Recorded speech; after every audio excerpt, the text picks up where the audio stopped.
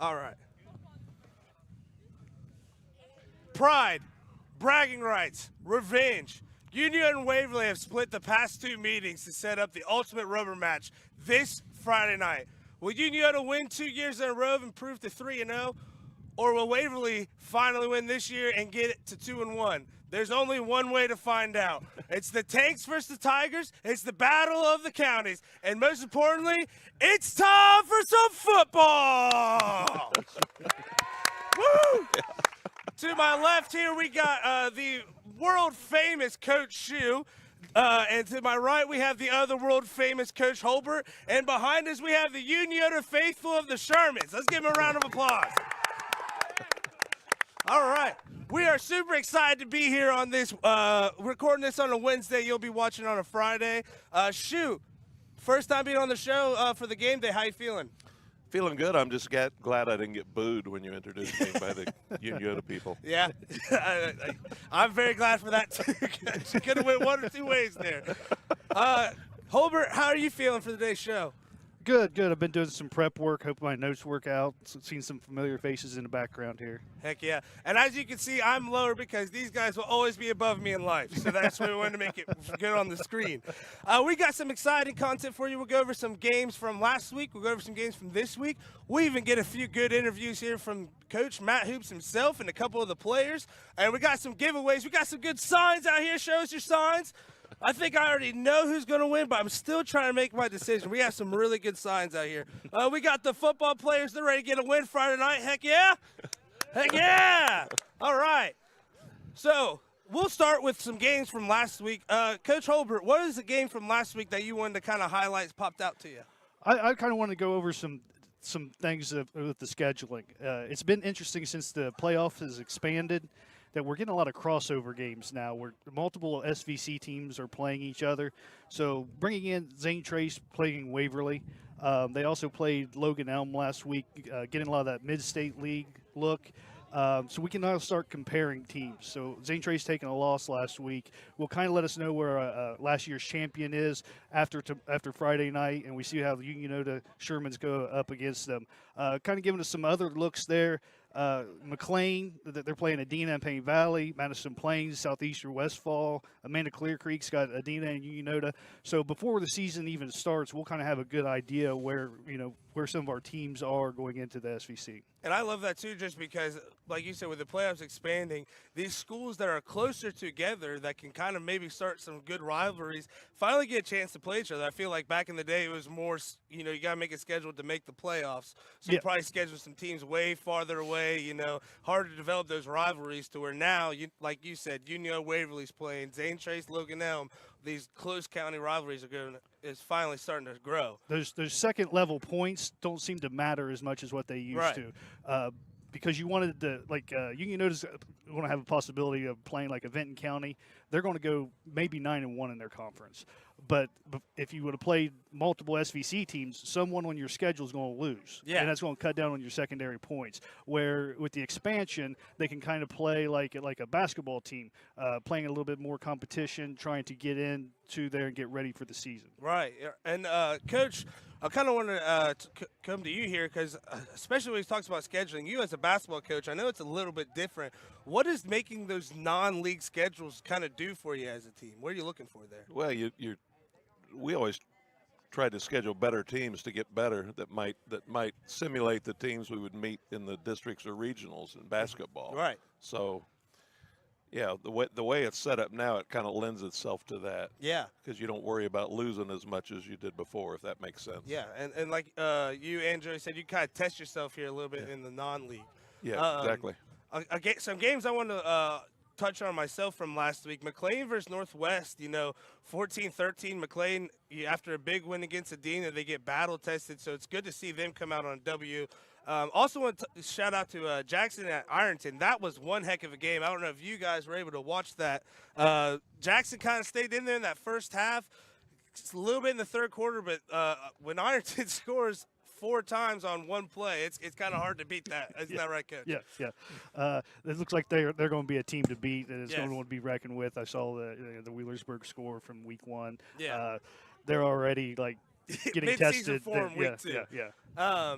So before we get going on here, I wanted to bring on our first interview here, the one and only legendary Matt Hoops. There you go. Oh, yeah. Only shade up here. Coach, again, thank you for – yeah. Turn what on? Oh, yeah. Thank you. This is why we don't go live. We good now? Sweet. So, Coach, first and foremost, I want to say thank you again for having us here today. Wagner Wings were definitely on point. Yep, no problem. Glad to have you guys out. So, Coach, like I was saying before we come in, you know, that 2020 year you guys don't get to play Waverly. Then you guys past 2 years have split. What are you kind of looking forward going into this week? Just every time we play Waverly, it's a tough game. It's kind of a mix of both. It's athleticism and strength. So it's a really good test for us. Week 3, heading into the conference season. So I want to ask you about last week. You know, I've said it a lot. It's a great special thing to watch with you, Newt, and Blake out here. Last week, Newt breaks another school record. Can you kind of just walk me through last weekend for you? I mean, just you know, when you're a 3-year starter at quarterback, you're going to have opportunities to do some special things. Right. Especially when you play with so many good players like he has. So you know, this is the beginning of his 3rd year. Sophomore year got cut a little bit short due to an injury, but had a really good season last year and has started off strong this season as well. Does he have any athleticism in the family at all, or is this just he get this all on his own? You know, he's not getting it from me.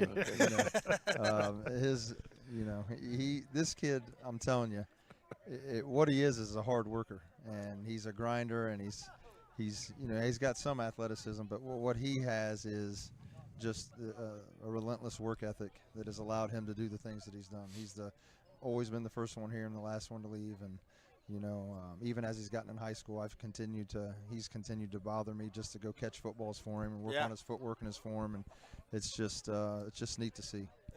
It's neat to see for us too. I love, you know, you have athletes like me. I feel like I did work hard, but the talent just was not there. So it's really nice to see really talented athletes like Newt put in the time and work to get to where they're at today. Yeah, it is. I agree. So, Coach, I want to ask one more question before you get out of here.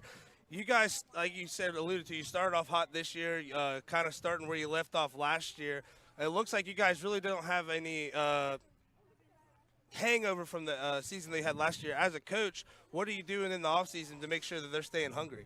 Well, you know, anytime you have the season like we had last year and we're so close to being perfect, it makes it easy for a coach. Right. We were 9-1, ended up obviously losing in the playoffs, but the season was what we thought was really good season.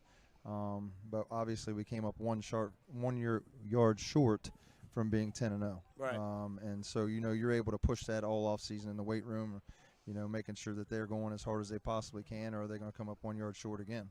And, you know, so that's kind of what we've hung our hat on all off season, all preseason. I wouldn't say that, you know, we are where we were last year at this time because we have so many guys that we're still breaking in. But to be able to be 2-0 and still breaking guys in and getting used to playing on Friday nights is, you know, it's a good thing. It's a lot easier to come to practice when you're winning, right. And be able to correct those things while you're winning. And so these guys, it's a tribute to them for, you know, just believing in each other and believing in what we're trying to do and finding ways to win. And Shu contested this, actually Holbert too, because he's one of my coaches. The good teams that I was on, man, it was a brotherhood there. You know, everybody loved each other, and being here for the short time that I have it, you guys definitely have that here. So that's makes it easier on the coach, kind of like you said. Yeah, I mean, I don't know. You guys can talk to that as well. It's a lot easier to coach a team that's close, and if you use the word brotherhood, it's different than being friends because you're going to fight with your brothers, you're going to disagree with your brothers, you're going to maybe not like your brothers, but right. At the end of the day, you're going to end up loving them. And if you can go hard against your brother in practice and make each other better, it really kind of culminates on Friday night when you're going against someone that's not your brother. So those guys it's a close group, and they have a lot of fun, but they work hard too. Yeah. Coaching is all about relationships. You know that. It's what it all falls back on. Yeah, it is 100%. Teaching, working, life, you know, everything. Yep. Yeah, I remember going like through practice and those 2-a-days, you know, and pushing each other harder in practice and everything like that to really get your technique down.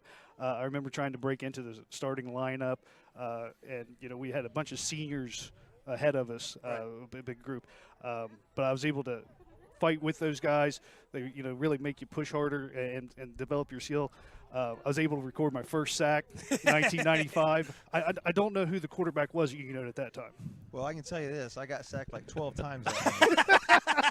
And I don't remember getting out of bed the next day. In fact, my mom tried to get me out of bed and thought someone had beat me with a bat. It was awful. Yeah. No, I remember. Well, Coach, again, thank you so much for having us. One of the best hospitalities we've had. Again, getting us to Wagner Wings. Thank you so much. And good luck out there on Friday. All right. Thanks, guys. Appreciate it. Good luck, man. Well, guys, I don't know about you, but it was always a pleasure to talk with Hoops. I thought, he had some really good things to say there about the team and everything like that. Kind of going back to what you said, Coach, it's all about relationships. And I remember, whenever you were my coach, we had the relationship where you could sit there and you rip me up and down, call me every name in the book, but I didn't take it personal just because I knew you wanted me to play better as a person. Yeah. So that's really cool to see. Kind of going on to some games from this week that we're excited to watch. Coach Holbert, what's one that you were kind of keeping your eye on? I'll touch on the Unioto game too because it kind of has the same element. But the Piketon Valley game is really interesting. Piketon could come in 3-0. They're kind of below the radar for everyone, kind of surprising everyone. They're off to a great offensive start. But you never bet against the father-son coach-quarterback combo. There's a lot of discussions going on there. Luke Gallion, like 72% last week for 226. They're an impressive offensive start. And as a former quarterbacks coach and offensive coordinator, so many people don't realize just getting the team up to the line. Yeah. Commanding, the leadership aspect of it, the respect of your peers. He's coming up there, simply organizing everyone, make sure that the personnel's correct, making sure you know what all the coverages are, identifying Mike linebackers, getting the cadence down, make sure everyone's set. There's so much that goes into just a pre-snap.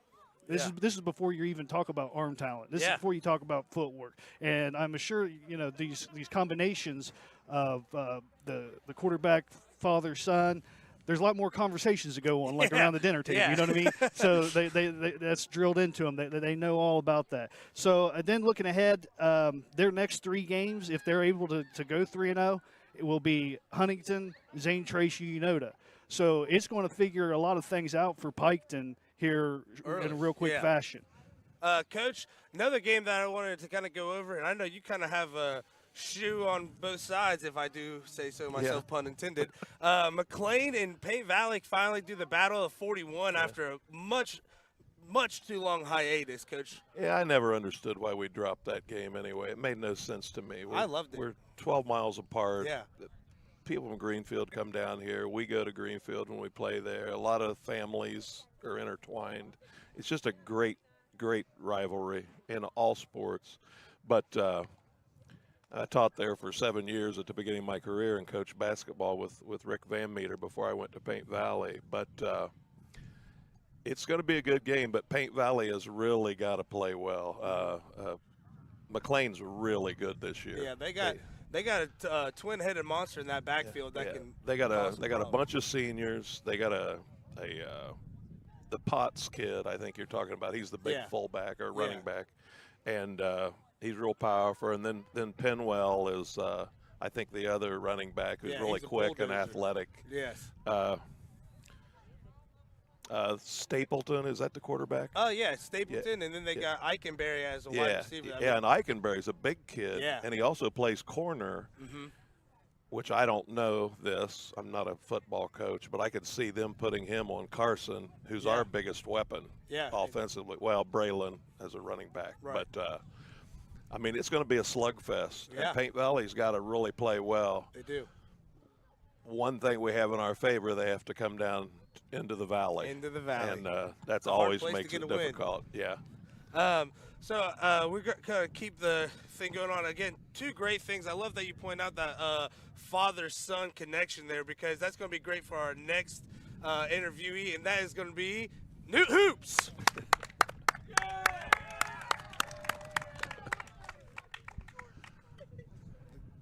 Newt, how's it going, my man? Good, how are you? Hey, so first off, I want to give you a huge congratulations on breaking that record last week. Thank I'm pretty sure that the record book here at Unioto is just called the Newt Hoops book after that. Kind of walk me through the feeling of that last week. I kind of, I don't know, I wanted to go into that game, kind of just play my game and see what would happen. So I know I have the guys that can get those yards for me, and they came up big last week. So it was a great feeling. I didn't know until after the game, obviously, but it's pretty cool. Heck yeah. So you guys are playing Waverly this week. Like I said, it's kind of your rubber match. You guys win big last year. Anything that you're kind of saying to the guys or looking at to make sure you don't get too big of a head going into Friday? We're working real hard in practice. Yeah.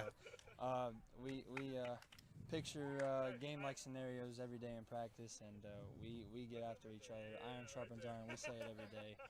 So we make each other better, and we're really excited for Friday, and we're ready. So I kind of wanted to allude to something that he said here. You know, Coach Holbert was saying, you know, the father-son duo for quarterback head coach, they get a little bit more time to talk, you know, after the games. So I got to ask, you know, whenever you guys sit at the dinner table, car ride home, is it all football talk, or how's that kind of going for you guys? Sometimes. Sometimes? I mean, when it is, it can get heated, or we can be agreeing with each other. But it's good most of the time. Heck yeah. Yeah. But yeah, so you guys started off hot this year. You're off to a 2-0 start. Big win against Vinton County. You know, kind of a slugfest, as you would say. You know, low-scoring game, kind of like those Unioto Vinton County games are. Then you come again against Amanda Clear Creek, and I'll just say kind of blow them out. You know, you guys have a great game. So how do you take those success and be like, yeah, that was great last week, but time to move on next week forward? We definitely think we could be a lot better than what we've played the last 2 weeks, but I mean, it's week 1 and 2, so we know it's not going to be the best, but we knew Vinton County was going to be a great team. We think they're going to be a great team the rest of the season. Amanda, we definitely think they're a much improved team from last year, a year older, so we knew they weren't going to be the easiest games. We knew they were going to come after us. We knew we had a target on our back, so we knew it was going to be a great game, but we definitely think we can be a lot better than what we have been, and that's kind of what we've been preaching all week too. Just we can be better, and next play mentality kind of is just what we've been preaching, really. Well, I'll tell you, if you guys can be better, that's kind of a notice for the SEC. That could get real scary real fast. New, I just want to say congratulations. I know you got a big throw on your hand coming up here towards the end of the show. So I know you got to be ready for that. But again, thanks for coming on, man. Congratulations on the record, and good luck on Friday. New Hoops! Thanks, man. Thanks, man. So, Joey, like you were saying, it sounds like whenever they're you know, they got that free time to talk. Like he said, he can get heated. It could be compliments. Is that kind of? Well, the big thing too is how deep they can go into the playbook, right. You know, and how quick they can get there. I'm sure he's getting sent in multiple plays. He's probably allowed to change at the line. They probably talked about that. They're deep into the scouting report. You know, kind of what they're looking for, and you know, especially, and they can break down film together, you know, at any hour. So that's the big thing. You know, you start looking, like we're talking about the Gaulian kid too. He's a sophomore, and people start looking at him as a sophomore, but it's a kid that's watched his brother play, learned from hearing that. They're talking about the playbook. It's constantly. So that the learning curve is cut way down. And, you know, so that's the big thing is when you go out early in the season, how deep can you be in the playbook? What can your quarterback get you in and out of? And you know, we're talking about teams that can do that. Yeah, and it's like you were saying, it's fun to watch it all play out on the field. You know what I mean? Because you got to know how many hours have just gone into that. I've been there where you have like the new quarterback that you're breaking in, and you're looking at your play sheet, and you got like 6 plays that you can run. And, you know, and you see a weakness out there, but you just can't. You aren't there yet. Right, and I kind of want to turn to you, Coach, because I feel like you had that a little bit in basketball when Anthony kind of came back. You know, you had that freshman point guard. So what's it kind of like not being obviously a father-son there? What's it kind of like developing that relationship? I feel like a coach to point guard is a lot like a coach to a quarterback. You got to really have that trust there. How do you build that? Well, when I first came back, Anthony wrestled in 8th grade. He was undefeated, and I went up to the pharmacy and told Casey, I said, they want me to come back and coach, but I need a point guard, and if Anthony's not going to do it, I'm not sure I want to do it. Right. So the next day he called me and said he's in. So then you immediately start developing a trust with a player. You want them to know you love them and care about them, and like we mentioned before, don't take it personally. You Right. know, I love you, man. You know, Yeah. don't take it personally when I get on you, because there's going to be times when I rip your butt. Yeah. You know. So and he was a freshman and struggled a little bit early, but ended up scoring over 1,000 points and, you know, being all league. So Heck yeah. worked out. So another person that has to have a good relationship with the quarterback, Joe, is that offensive line. I know me as a lineman, it was. You were a lineman? Yeah, I was a guard. Actually, thank you, Matt Hoops, he put me on to tackle in 8th grade. And it kind of went on from there. But I had Anthony McFadden in the backfield, and it was a blessing and a curse because he was super mobile, which was nice because I was a lineman. That's all I have to say about that. But at the same time, you know, figuring out where he's going to be mobily and stuff like that, it was kind of hard. But I thought he did a really good job of, you know, building a relationship with us as the linemen, you know, knowing that, hey, I believe in you guys, and it kind of made us want to block for him better. And I know a person that's on this team that's going to be able to give us a little bit insight on that I want to have up here, the one and only Jordan Perkins. Perk. Jordan, how's it going, my man? Good. How are you? Oh, I am doing great. So, first I want to say you are giant, my friend. you are one tall man. 6'5" for no reason. So I was kind of talking with him here. You know, when I was in high school, we had Anthony McFadden. He was a mobile quarterback. I know Newt could kind of get out of the pocket a little bit too. What's it kind of like having to have that relationship with a quarterback like that, and just knowing that he can trust you to be a rock on that line for him? I mean, really, it's a really good feeling. Just when he calls the plays and he knows what's going on my side, he kind of gives me this look almost every time. You know, like you need to get this block. And so him really trusting me and the whole offensive line, it means a lot. So I was talking about brotherhood last year with the whole team, but one brotherhood that has to be strong on a football team is that offensive line. Right. You guys have to pretty much be working as one unison rather than 5 different parts. Is there something that you guys do to make sure, you know, that communication's up, that you guys are on the same page? Is something off the field? Is it something that coach is hammering in practice? What is it? I mean, we lost a lot of guys, so we have a lot of younger guys this year stepping up, and I feel like Will Fleck and we kind of got those guys together and said, listen, we're going to do film all the time, just whiteboard, all these things, just so we're all on the same page, and you know we're all moving together. That's amazing, man. Especially, you know, putting in the film. So what's it like? I know you're one of the upperclassmen now, so you've kind of gone from being shown the way to now showing the way. Can you kind of talk about that transition for you? I mean, it means a lot, you know, especially when we're in the huddle or anything like that. You know, when Newton's getting to play, a lot of guys look at me and for encouragement and something like that. So I take pride in that. All right. I bet you take some pride in some pancake blocks too, don't you? Right, yeah. I've been seeing that out there, man. That's one of those things too. You know, it started back when at Paint Valley when Christian Newsom was the quarterback, and went all the way up to Newland. That every Friday morning was a pancake breakfast. Yep. So as made by the quarterback. So I don't know if you guys might have something like that, or Newt does a special thing for you. I mean, you see these stickers on our helmet. So the thing the offensive line and defensive line does, you know, if you get a helmet or receivers, if anyone gives a pancake, you know, you get a sticker on your helmet. Yeah. So that's I expect to really see your cool helmet thing. completely full of stickers. Yeah. Well, Jordan, thanks for coming on, man. I expect big things, not only out of football field for you, but I'm watching the court too, man. And you're going to be doing some big things here. This guy's an excellent Little League basketball referee. He lets them play. Hey, underrated skill right there, being a Little League basketball referee. Jordan, that was awesome. Thanks for coming on, everybody. Jordan Perkins. Thanks, man. Thanks, Jordan. All righty, guys. So I think before we get to the pick 'em, I think we have a sign that we need to pick to be the best sign. So I think we got to give it to the one and only. Come on up here, buddy.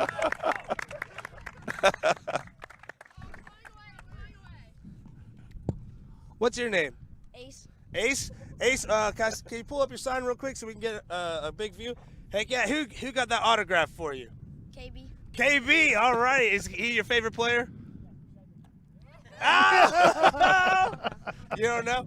All right, Ace. Well, I'm going to give you this $10 McDonald's gift card for the best sign. Congratulations, buddy, and spend that wisely, okay? Everybody, Ace and his amazing sign. Let's get a checkout for it. I thought you wanted our autograph. Ace, Ace, Ace, Ace, Ace, Ace, Ace. Congratulations, buddy. Thank you. Yeah, buddy.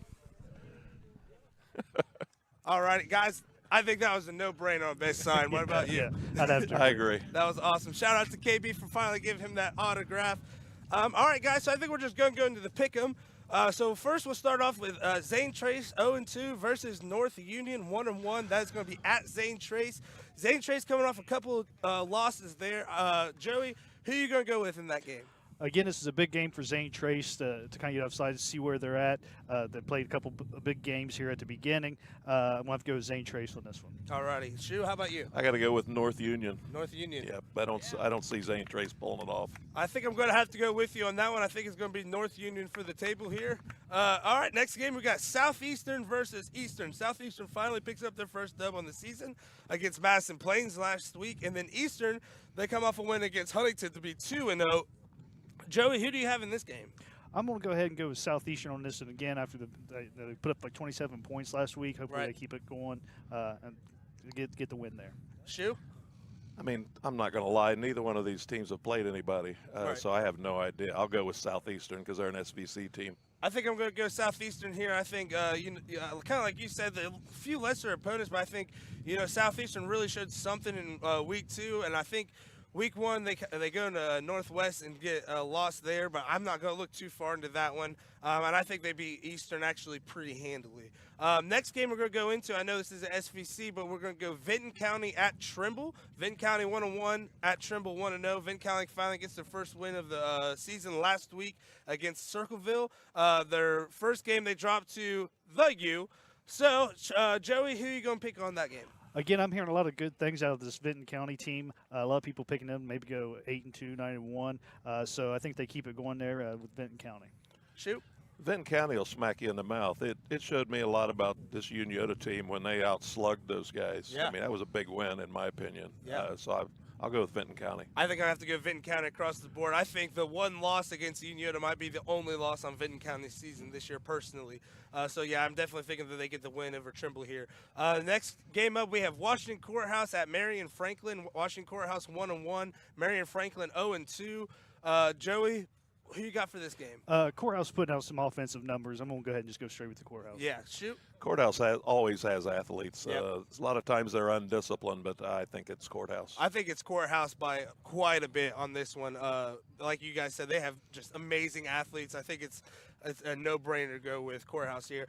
Getting back to the SVC, Westfall is home against Circleville. Westfall 1-1, Circleville 0-2. This is a pretty big rivalry out there for Westfall. Joey, who do you have in this game? Again, like you said, it's a rivalry game. It's one of those crossed over to Circleville got beat by Vinton County. So we'll really see where Westfall is, where they're going to be in the pecking order. So hopefully Westfall pulls this one off. Shoot. This is gonna go a long way in showing who Westfall really is, I think. So I'm going to go with Westfall. I think I'm going to go Westfall here too. We've been kind of waiting to see Bryce Wickline have that big game to kind of show us what he's been doing the past few years. And I think this Circleville game is going to be the game where he finally goes off again. Next up, we got Huntington at Northwest. Huntington 0-2 at Northwest, who's 1-1. The one win for Northwest is against Southeastern. Joey, who are you going with on this one? The team over the hill, I don't see them getting off the slide. Yeah. I'm going to have to go with Northwestern, and I'm going to go make the bold prediction, too. They will not be getting the Maple Leaf Trophy this year. Okay, shoot. I got to go with Northwest. It's tough to play down there. Yeah, I think it's Northwest, too, across the board. Next up, we have Adena 0-2 off of a real close game last week. They're down 40, I want to say it's 41-28, and they come all the way back and only lose 45-44. So, an L is an L, but you still have a little bit of momentum coming in against Amanda Clare Creek, who just got mollywopped by Unioto last week. So they might not be off to their best start. Joey, who are you going to have this week? Again, Adena's played some teams here that we're not really sure who they are yet. Again, as a Amanda Clear Key team, we've seen them against Unioto. This will give us another litmus test to where they might be in the league. So I'm giving them the benefit of the doubt and going with Adina here. All righty, Shu, how about I'm you? glad we got molly-whopped into the discussion. I want you to get throttled in at some point. All righty. But yeah, I got to go with Adina. Okay. I think I go with Adina, too. I think they finally get their first win of the season and get some momentum going into conference play. Another game that we got up, not SVC, but I think it's a huge game this week. We have Jackson 101 versus Wheelersburg 101, and both of these teams' losses come to the Buzzsaw in Ironton. Joey, who do you have for this game? This should be a really good game. I mean, this is going to be a high-level football game, but I just can't go against the Berg. I don't blame you. Where's the game being played? I believe it is playing at Jackson. I'll go with Jackson. Go Jackson? Yeah. I got to go with Joey on this one. I really just can't go against the Berg here. We've been kind of calling them Titletown here on the show just because all their sports just seem to figure it out. So next game we have Chillicothe going at Westerville North. 0-2 for Chillicothe, 2-0 for Westerville North. Chillicothe has just had a brutal schedule to start. They do St. Charles, hang in there with them, and then go to London, who put them out of the playoffs last year, but make it a little bit closer. End up still losing that game. Joey, who do you have for this one? So Chillicothe has some impressive offensive numbers. So they have a puncher's chance here. Again, I don't know much about Westerville North, but I'd probably go with Chillicothe. Okay, shoot. I can't go against my boy Scott Bartholomew. I've known that dude for 30 years. Great guy. I believe he's going to get that program on track. I'll go with Chillicothe. I think it's Chillicothe across the board. I got to coach some of these juniors in middle school. It was for basketball, so different sport. But man, that junior class is super athletic. I think Sean Smith especially. I think they're going to be off to big things, and I think this is the week that they get turned around. So I go with Chillicothe here. All right, getting back to the SVC in the home slate, we have Piketon 2-0 coming off a big win against Oak Hill at Valley. Joey, this is a game that you said you're kind of excited to see this week. Who do you have winning? Yeah, so again, I got Piketon here. I think they get off to a 3-0 start. They're going to start out league play with the team over the hill, and then they're going to be really battle tested with the Zane Trace Unioto. So I think they get off to a hot start here, especially keep that offense going, those passing numbers. So I'm going with Piketon. Shoe? I think that Unioto-Piketon game might be the biggest game of the year. I think they'll both be undefeated coming into it. I don't know where it's going to be played, but I'll go with Piketon. I think they'll be undefeated when they meet an undefeated Unioto team. I'm going right with you guys. I think it's going to be undefeated Piketon versus undefeated Unioto, so I have to go Piketon here. We're going to go to our alma maters, Paint Valley versus McLean. Again, the Battle of 41 is finally reignited. Paint Valley coming off of a loss to West Jeff. Again, a good West Jeff team. So that puts them at 1-1. And McLean 2-0. They beat Adina. Then they have a tight game with Northwest last week. Pull that out. Joey, who do you got here? This is one of those where I've been trying not to be biased in my pick here, trying not to be like Chris Collinsworth and almost go the other way. I'll probably talk too much about McLean, but they're going to be the Battle of 41 here, and it's just a bad idea for McLean. Bad idea. Yeah. It's just like it didn't work out for the team over the hill. They don't get to see that trophy. This team's not going to see that trophy. 9 gold footballs in the case. Paint Valley all the way. Usually I'd say by 50. But this time by 41. All right. I love it. Shoot, how about you? I am biased. And, I bleed black and gold. I grew up there, love the people, love the community. It's going to be a tough game. I don't think it's going to be a blowout by any means. McLean is really good. Like I said before, Paint Valley can't turn the ball over. They can't allow big plays with McLean. McLean's got some absolute studs. They got a lot of seniors. But I'm going with Paint Valley, 21-20. Like you were saying, McLean's got some players. They got that double-headed running back duo in the backfield. Great receiver, great quarterback. All that being said, black and gold till I die, Paint Valley over McLean. And now for the game of the week. Blood, sweat, tears, that's what it takes to get a win in this game. Again, rubber match, 1-1. Unioto versus Waverly. The Tanks versus the Tigers. It's going to be a huge game Friday night. We'll have it here live for you. Joey, who you go with? I think this is Unioto's year. Like I said, they're a complete package. This Waverly game is going to give us a real litmus test again where they're at. If they roll out of here with a big win, it's going to be a statement. That's going to show where they're going to go in the league. And they probably, I'm not guessing, they're not going to be tested until week 9. All righty, hey coach. It's like I said before. I Coach Hoops won't like to hear this, but because he doesn't want anybody thinking ahead. But I think these guys are going to go 10-0. I think they'll be undefeated when they meet an undefeated Piketon team. I think they'll beat them. And I'm going to go with the Shermans, especially since when I was introduced, nobody booed me. All right. I like what you guys are saying. I think Unioto, they are a buzzsaw this year. Waverly, you know, they lose to Miami Trace week 1. They bounce back. They get a big win over Zane Trace, the hated Zane Trace here at Unioto. So I go Shermans. I think Unioto wins it. I think they say 3-0, and I'm with you guys. I think it's going to be a big game going into Piketon. So that's going to be the slate for the games. We have one more thing going. You know, big game, high pressure. We had to give something, right? But nothing is bigger pressure than winning a pizza party for your peers. So what we have here, Newt, we're going to give you a chance. You got 5 throws. You can't pass the 20, what did we say, 25 or the 15? I can't remember. 15. The 15. Okay, you can't pass the 15. And in 5 tries, if you hit the goalpost, the student section tomorrow gets free pizza. All right? Whoa. No pressure. Hey, Derek, can we hook this up to the camera so I can, like, commentate it? Or is that too much? Or I'll just do it from here. Yep. Derek, this is why we talk. You're a genius. 1, 2, 1, 2. 1, 2, 3, 4.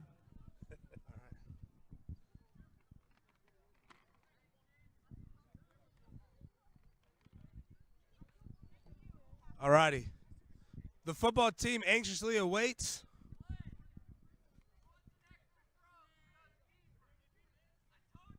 All right. I'll give you an extra throw if you go deeper. He's calling me out. He thinks he's going to be better than that. So let's see what we got here. He said I get an extra throw if I go further. I said okay. So first throw. Oh. Looks a little short. Looks a little short. He understands that he's short though, so something we got to go here. It is something to say that people were surprised and went back a little bit further. No faith in the hoops. Oh, that one looked just a couple of inches short. He's on it. That is throw number 2. Again, we gave him an extra one because he said he'd go further, so he gets 6 tries. He's getting there. He needs a little bit more juice on it. He has 3 more throws. Again, he just can't cross the 15. That's it. As long as he doesn't cross the 15, we're good. We have Andy out there to check for us. Throw number 4. Oh, a little too much mustard. He has 2 more tries. 2 more tries for the free pizza.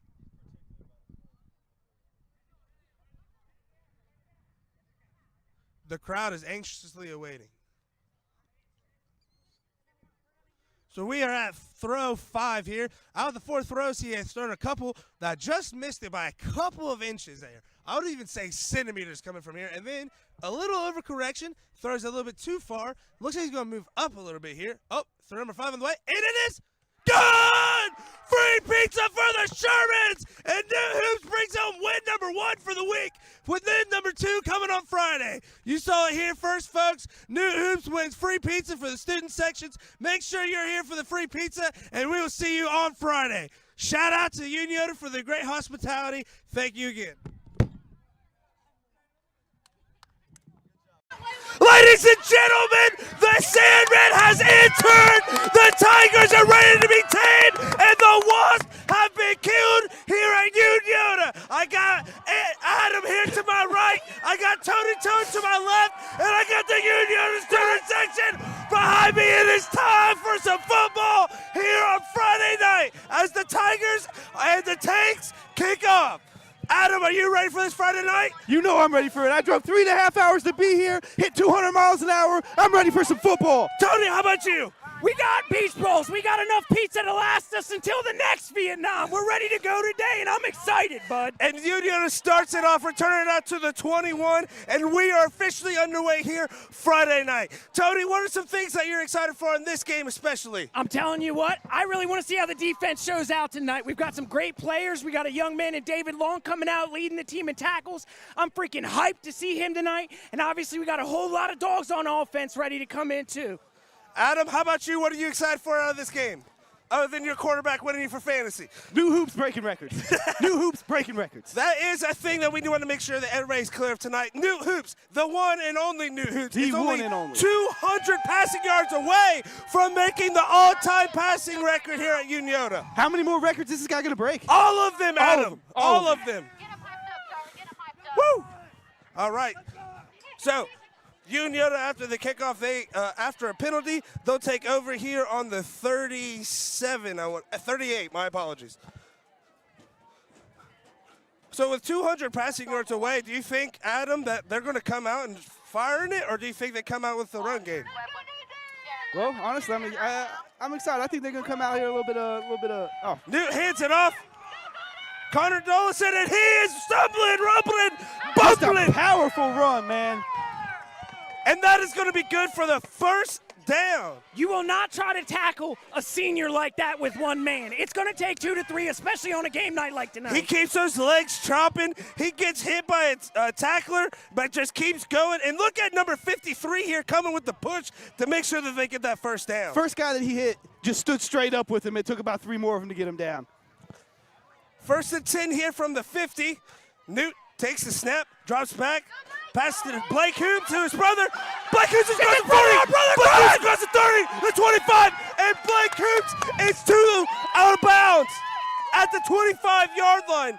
I think he could have threw that pass with his eyes closed, I swear to God. Brother-on-brother crime right there. I love it. You got to love the brother-to-brother connection there. So Unioto comes out driving here on the first 2 plays. They get all the way to the 25. That brother-to-brother connection sure is helping out, and it looks like they're really driving.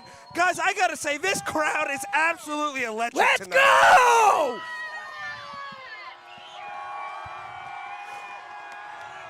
Ball to 25, New Hoops is in the backfield, takes the snap, fake handoff.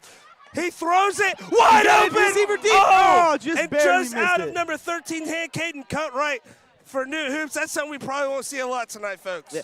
I'd say we will see Caden Cutright getting targeted a lot, though. That seems like to be one of his favorite receivers out there. I think he had like 6 receptions last week with 167 yards. So as we come into this week, we want to let everybody know Unioto's 2-0, Waverly 1-1. Unioto's 2-0. Hoops, there it is in fantasy. 2-0. And this is a rubber match for both teams. Unioto wins it last year. Waverly wins it the year before. Who's going to win it this year? Hoops takes a snap, hands it off. Connor Dollison again.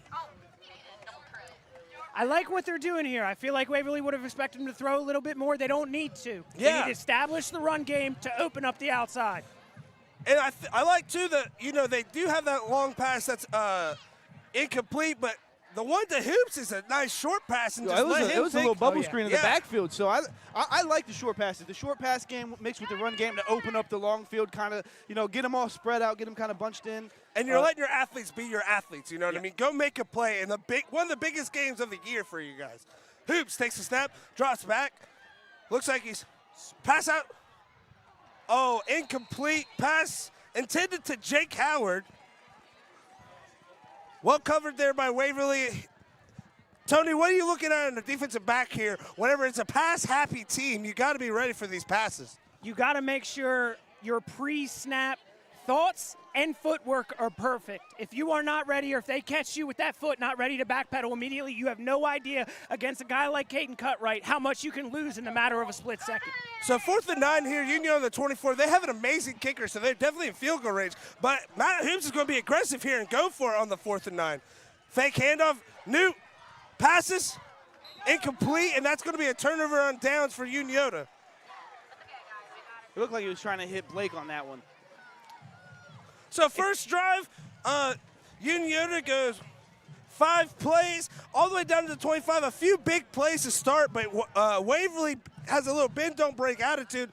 Adam, what did you like to see out of Waverly's defense there? Well, I'd like to start seeing him giving up a bunch of more passes. I'd like to start seeing him give up, touchdown passes, maybe stopping the run a little bit, but just, This is a letting the reminder, passes too, fly. that Newt is his fantasy quarterback, so take everything he says with a grain of salt. Waverly will take over here on their own 24 in the gun. Kelly takes a snap, handoff to Hurd. Oh, and Big Hurd, run there, just breaking 3 tackles what before a he's taken power down. run there by Hurd. A couple numbers you want to look out for. Number 84 out here, Swords. I was watching him pregame, man. When you look at his stats, you might think the guy's going to be 6'4". You come out here and see him, man, quick feet. I'm telling you, I love the way he plays his game. He sees the ball into his hand as well. We got to run here to the Hurd outside. here. He's Hurd going again. outside. Gets to about, it looks like the 35. His lateral quickness is just absolutely unheard of. He can look at a hole, he can be in one place and then another place in no time. I If love we're that talking number. fantasy, he's Well, mine. guys, I was watching this team last week, and they're definitely a hurry-up team, but they're definitely a give the ball to Chase Hurd team. I mean, that's their rock here. Kelly takes a step, incomplete pass over to the right. But what I was saying there, guys, is literally the second half last week, all of their plays, except for maybe one, was handoff to Jace Hurd. So we kind of know what Waverly's going to be doing here whenever it gets tough in the trenches. But don't be afraid or don't be shocked if you see them start airing it out here. Yeah, they come out in a no-back set. Yeah. Oh, they got a Hurd in motion Hurd in here. motion. Looks like it's going to be a little, oh, nope. I thought it was going to be a little That screen is to pass to him. Swords. Swords makes a move. Swords is to the 50. He made a move that was similar to a Hezzy move from Kevin Durant. That was pretty nice, I'm not going to lie. I'm telling you, perfect Just look at motion those coming linemen back just through. getting That's out there on that exactly how they screen. draw it up. Execution was perfect. That's something you don't really see a lot is the screens kind of going Hand off to Hurd here. Hurd looking for a hole. Hurd finds a hole. he's up to Big about the run by 35 Hurd. before he's pushed out.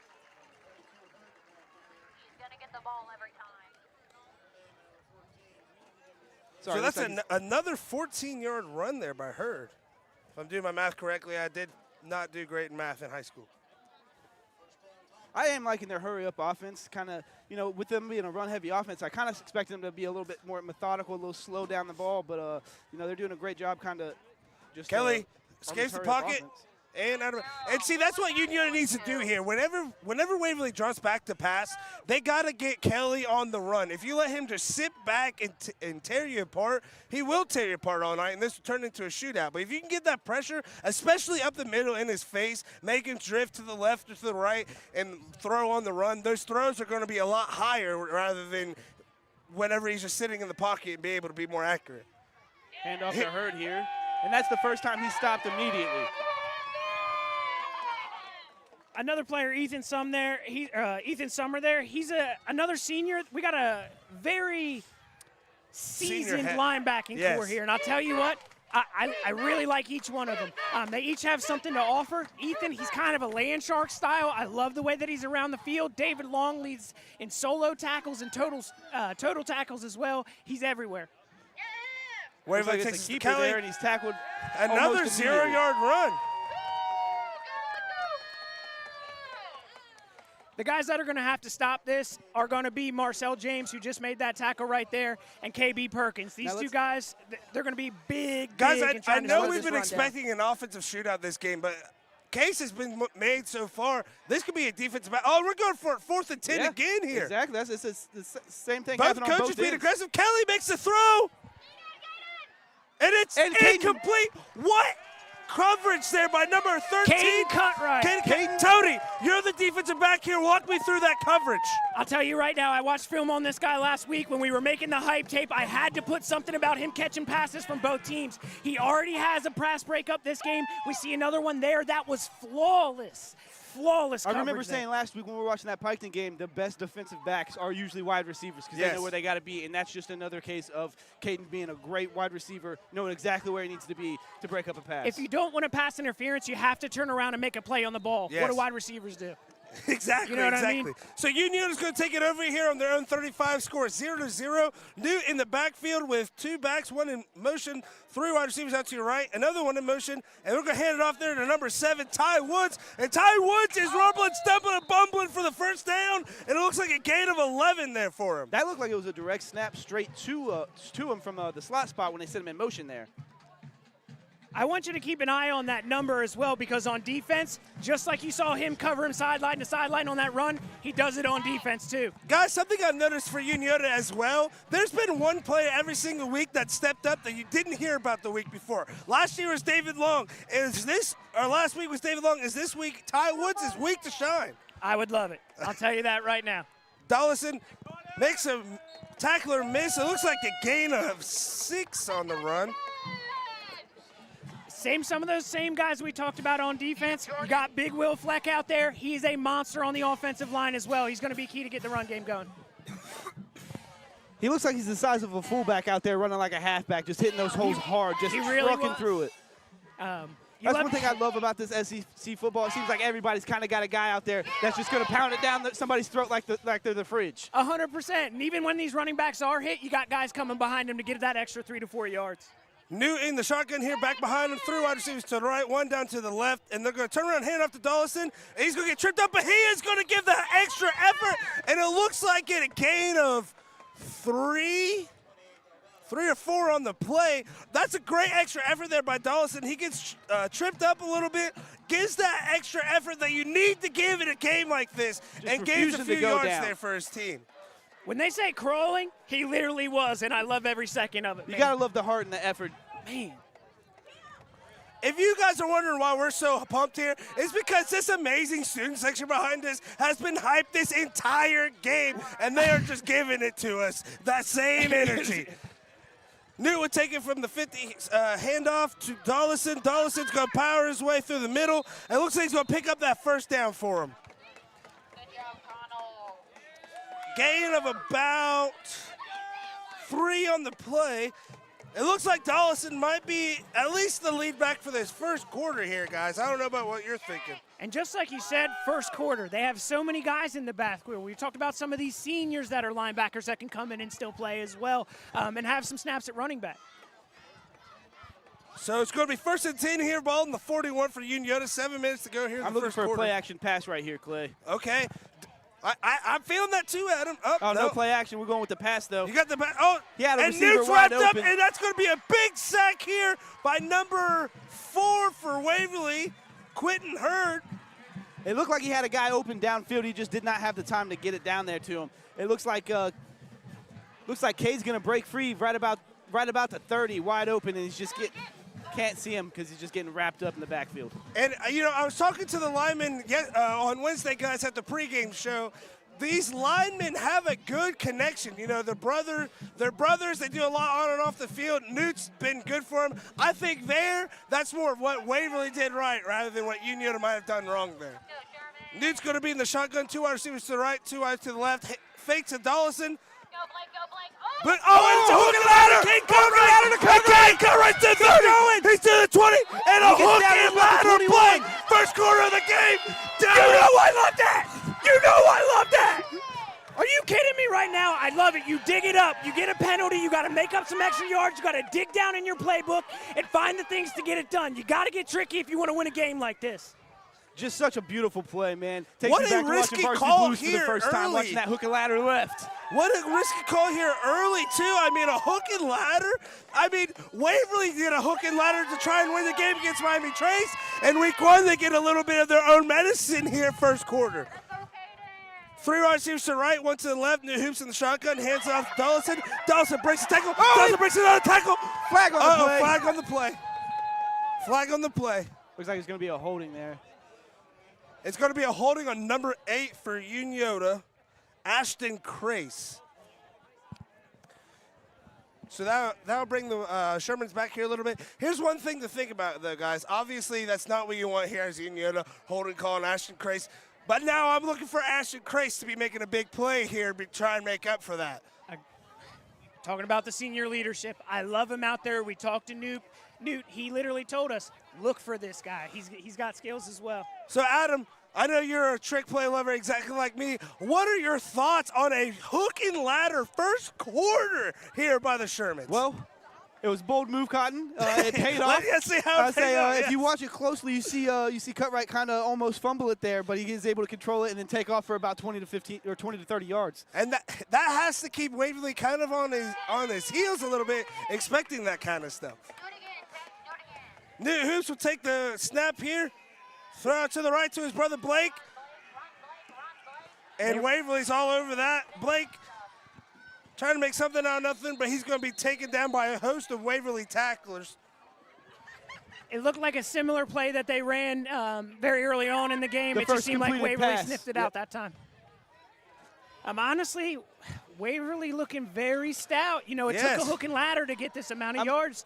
That's what, You know. and that's what I was saying. Like, you know, we were all here ready for an offensive explosion, but Waverly's defense is starting a little bit bend don't break here. Unioto shows a little bit bend don't break here. Don't be surprised if the we final shouldn't have score of this game is 14-7, 21-14. We shouldn't be surprised in Unioto's defense at all. They were number 1 week 1 in fantasy points. They were number 2 last week, only behind Piketon. Right. So I mean, I'm looking for them to have another big week on the defensive side of the ball. Newt takes a snap here. He's got that's a there big we go. pass to Blake. Blake, and he catches it completed. at the 14. Blake Coops with a huge grab here from the Shermans. And I'm telling you, that was an and one because it seemed like he got bumped a little contact. There's a early reason and he's still wearing made number that 1 out grab. there. I'm telling you, who That wanted it hoops more? to And I hoops think I saw connection who. is on one tonight, fellas. Who wanted it more, and we saw who did. I'm telling. Let's go! Let's go! And I think we have our first ever Most that Yes. we've seen live in person since doing this show. Yes. So Union, after a huge play here by Blake Hoops, is going to take it on their own third. Oh, that's not right. That has to be their own 15. Yep. My favorite thing about that Moss is he did it on number 84. Yeah. He did it on number 84. So we're going to take a timeout here by Unioto. Guys, my head's pounded from the amount of energy that we're experiencing here at the U. I got to give a sorry for yelling into the microphone. I can't help it. I can't pull the mic away from my face to get my Jimmy's I Russell, will not and I just got apologize to for go. yelling into this mic today. I will not apologize for being so amped to be here at the U. So All this electricity is just flowing right through my body. It's got to come out somewhere. So if you're just joining us here, this is kind of the rundown. Unioto first possession. They drive a big run by Collison, a big play in the passing games by Hoops, but Waverly is able to get a turnover on downs. They get the ball, drive down the field. Unioto comes up with a turnover and downs on themselves, and then Unioto on the hook and ladder, and then a big catch by Blake Hoops is finally down at the 15 in striking distance. Adam, what has been some things that have been pointed out to you at this game? Well, the wildest thing about that last play, it was a gain of about 20. It's still 3rd down and 3. Yeah. They just, unfortunately they got pushed back there a little bit. They had a penalty. Then that backwards play of a pass. Luckily they were able to make up some ground. But something I'm excited to see is just a little bit more of a hard-hitting defense on both sides. Yes, yes. So it looks like Unioto will come out here, 3 wide receivers to the right, 1 wide receiver to the left. Newt in the backfield with Dollison, it looks like, as his running back. I think they gave it here to Dollison, just say, go give me the first down. No, they say, give it to my quarterback. It looks like he's going to come up just a little short here. Yeah. We got to do a Pizza check for the student section. Got to keep them intact. But it looks like Newt is just going to be a yard short. Looks like it's 4th and 1 here. Do you give it the old QB neek? Under center, QB neek. You hand it off. The old Philadelphia Eagles. They go for a 4th and 9. They're going for a 4th and 1. Do they go to QB sneak? I like the QB sneak because it takes a lot of unnecessary backward motion. I was never a big fan of the QB draw from the shotgun. Yes. I was never a big fan because you got to get back to the line of scrimmage. Exactly. I like, who was it? There was a college team the other day, man. It was 4th and 1. And they took everybody and put them right behind the quarterback and just pushed forward for 1 yard. I think that's a little too much. Was it last night? Yeah. Was it Utah versus them it Florida was, Gators? I'm pretty sure. Yeah. It couldn't have been on the Florida side because we just had awful play calling. Yeah. Awful play call. I mean, that was the one thing I could not stand about watching that game yesterday. I turned it off. 3/4 of the way in. It's 11:24. I was sick and tired of it. We shouldn't have fired our last coach. But let's talk about high school football. You know, you're talking about play calling. One thing I want to say about play calling tonight, especially on the Unioto side, there's one word for it: ballsy. They are calling some ballsy plays here.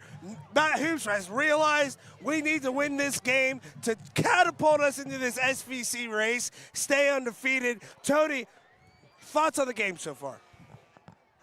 I wish the last couple plays they didn't get away from Dawson. You know what I mean? I like that, Blake, that they had to do that, but I really, you know, when you're sitting in a 3rd and 2, I almost look like 4-down territory, and I just gave him the rock twice and let him go. He's not.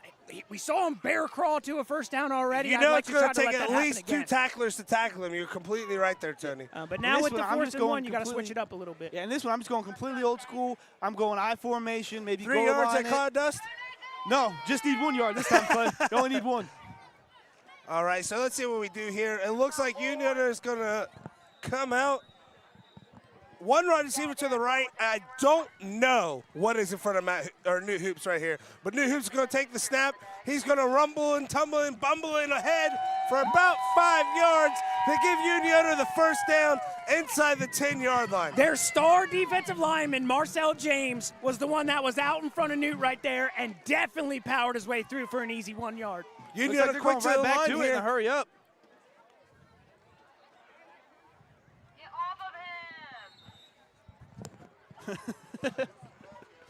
So it looks like great fans out here today. I swear to God, I love they're keeping us section, going. man. We I do love it. want to I'm- give a huge shout out to Unioto. They've been such great hosts this week. Big shout out to them for getting us the Wagner wings. I know you two weren't really here to appreciate a Wednesday, so I ate double for both of you guys. Well, you know, something I really liked is New Hoops. He's taken down again. something I liked is the amount of people we got to show up to the pregame show. Yes. And actually had some students behind us. And we made had it a little fun for them. great round of signs as well. Shout out to Ace winning that $10 McDonald's gift card for best sign the other night. Unioto's going to take it over 3rd and 4 from the 4. Hoops takes the snap. You know, Nope, they're saying they's down. They're saying they's down. That did seem like a bit much to me, I will say that. You know, we try to be unbiased here, but that seemed like a little bit much from the Waverly players there. You should get off him, especially the way that he was sitting. You know, I don't like to take the snap and find a hole there. I want Unioto to go back, turn around, give it to your powerhouse running back, and let those big boys up front go to work and get the 5 points, or 5 points, 7 points for you. Well, they're getting 6. The kicker's got to get to 7. No, they'll get the 7. Unioto's kicking 100% on lock. And New Hoops powers it in there for the Let's show. go, baby! Let's go! Let's go, baby! Shermans! Love to see that. Love seeing that. Xander Carey is a monster. That center out there, I'll tell you what, I haven't got a chance to give him a shout out yet. Xander Carey, he is hyped up right now. He's as amped as I am. I'm telling you right now, that center is a monster. He opened up a massive hole for Newt. I love every second of it. I love how Unioto, I say give it to Dollison. They said, no, we're going to keep it in Hoops' hands, but still use those big boys up front.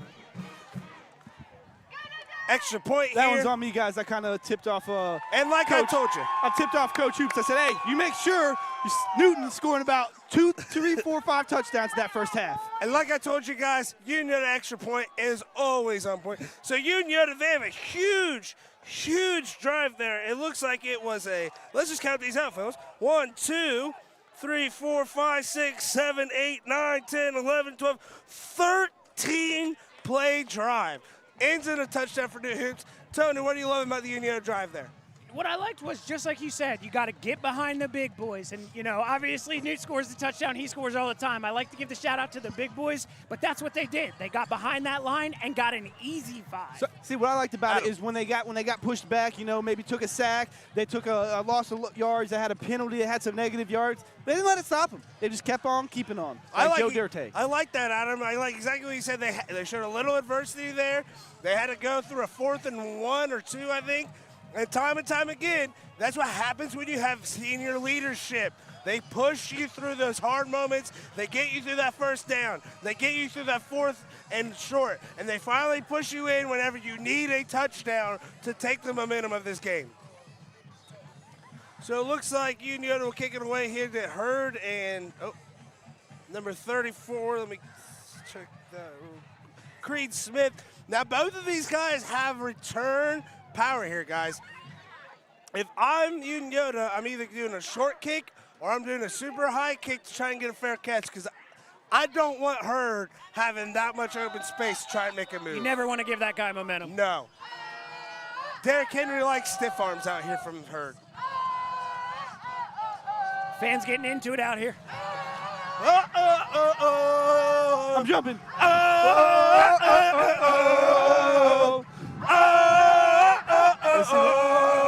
And the kick is away. Looks like it's going to be a short one, just like he said here. Cade Carroll on the reception. He breaks a couple of tackles. See, guys, again, I know they're almost at the 40, but if Hurd gets that, it could be a touchdown. So Even on the other side, Creed Smith, 34, he's got some speed too. He can make it. He can make a couple people just miss. I think what you said there is exactly right, Adam. You have two studs back there. I'm taking the good field advantage for them over giving them a touchdown. You know? Absolutely, yeah. I really want to see what Unioto's defense here. If they can keep this momentum, if they can get some energy going. I mean, honestly, some of those big boys that were in on that run are going to be on this D-line. I want to see if they can keep that energy going. Now, it's just off the first drive, it's looking like Unioto's short defense is a little bit better than their long defense. So that could be another reason to want to kick it short, maybe get a little bit better field position for your defense, hypothetically. Waverly takes a snap here from Kelly with 2 wide receivers to the left, 1 to the right. They're going to get a quick pass to Swords here. It's going to be completed for about a gain of 4. Wrapped up, Caden Cutright. I really like Caden Cutright. You know, sometimes you just watch tape and stuff sticks out to you. He's just very smooth with everything that he does, just like Cody Swords here. I'm telling you, watching him pregame, he sees the ball into his hands, which a lot of kids his age very similar. can't do. They have very similar games. So Waverly will be in the shotgun. Hurd to the left, 3 wide receivers out to the left there for Kelly. Kelly takes a snap, handoff to Hurd. Hurd finding a hole. Hurd does find a hole. Hurd explodes, across the 50, crosses the 40, down to the 45. Looks like he kind of ran into his own guy there, just didn't have anywhere else to go. He's just kind of outrunning his coverage there, or his protection. The field awareness. Oh, sorry, that's the 35. That is my apologies, folks. The field awareness is impeccable. He can run the sideline. You said it on Sunday. It's LaShawn McCoy, Le'Veon Bell-esque. He's waiting for He's waiting for his blockers to show him where is he going to go. Here's the quick hurry up. Hurd to the handoff. He's from another run of 10. Looks like he's about to the 26 there. It's going to be tough to take him down. You know, having spoke to him in the interview, he really wants that 1,500 yards. Absolutely. You guys said, LaShawn McCoy, that type of guy. I think it's just Jace Hurd. Yeah, he said he's modeled his game off of anybody. Kelly with a big bomb here, incomplete. Looks like he just overthrew Cody Swords there, who was wide open. So Waverly's tried to throw a couple of times here. I'm sorry. I think if it ain't broke, don't fix it. Yep. Give it to Hurd, give it to your backs, and let them do something for you. Let the running game open the pass game. Hey, Clay, we're playing each other this week. You got Kelly as your starting quarterback. I'm fine with him giving it to Hurd every single play. Hey, you give it to Hurd and then let Kelly run it in for a touchdown. Nah, don't do that second part. Oh, fake handoff to Hurd. Kelly, incomplete again. Looking for Cody Swords. Now, I don't know for sure, but it seems like the only person getting targeted in this pass game has been Cody Swords. Yeah. It looks like he's going to be one of their best receivers out there. Best and favorite. I mean, it looks like there's one read on these passes so far. And who else to guard him other than Caden Cutt right here? And that's why I think you got to go away from him. Yeah. Pick on somebody else that's not going to be a dog as a back there for Unioto. Now, I do like this triple set that they're running here. Oh, Hurd, one block.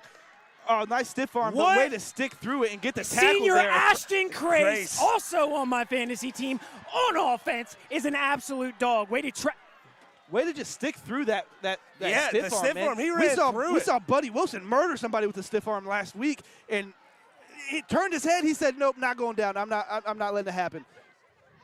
Seemed like there was a little extracurriculars after the play. Ooh, big hit on Jace Hurd there.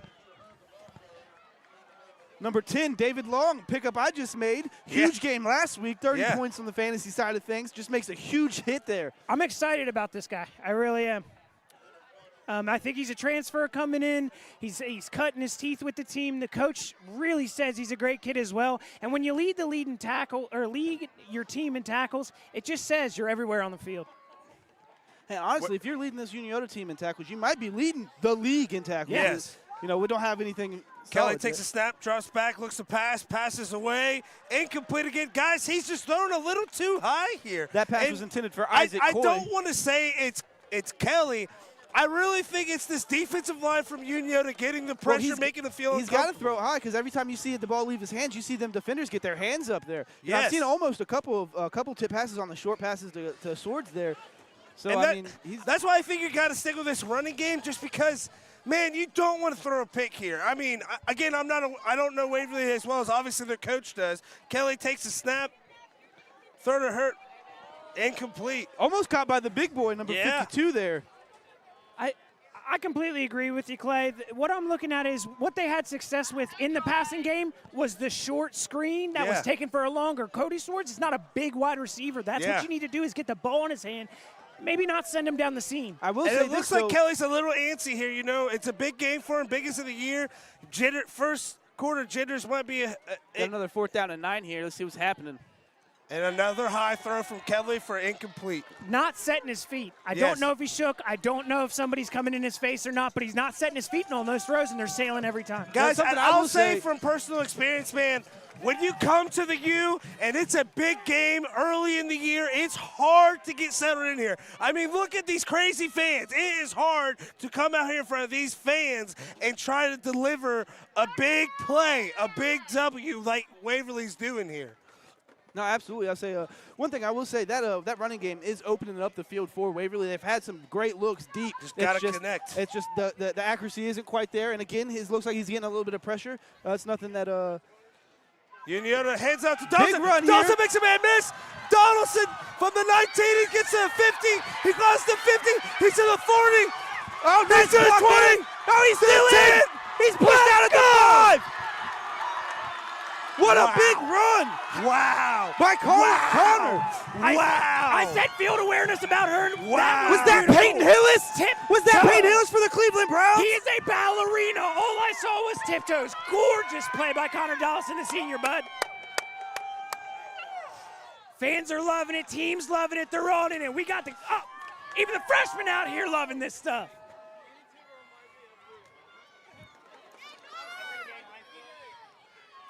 What a huge run there by Unioto. Shout out to Jake Howard getting out there and blocking yes, way downfield. Huge block there. A little confusion there on the handoff.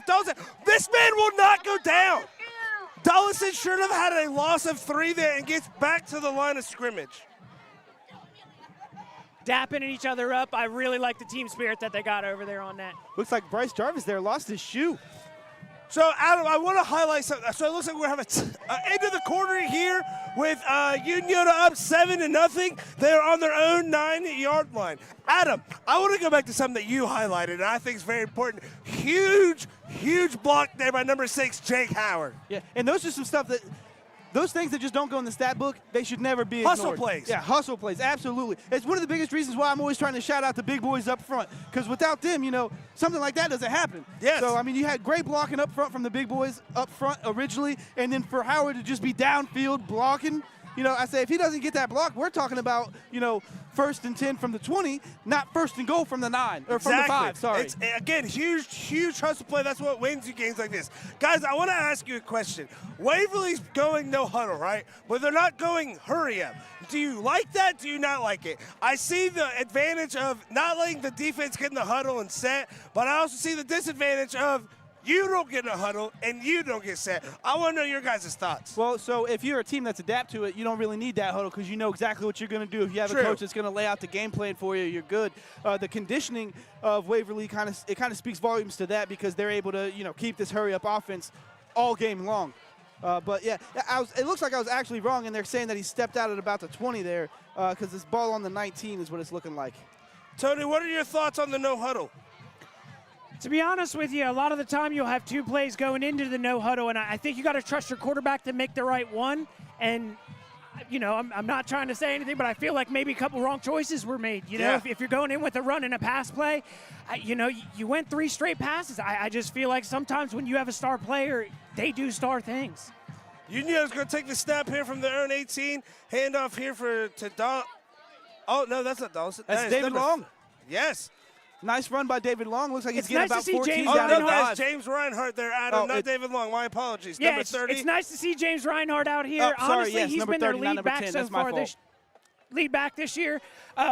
He's been carrying the workload, especially last week. I was interested to see if Connor Dollison played a lot of the first quarter and even into the second to kind of beat down that Waverly defense a little bit, and then maybe bring in a James Reinhardt or even that Ethan Summer as they did down here, and really just kind of catch them on maybe fatigue and a little bit of weakness.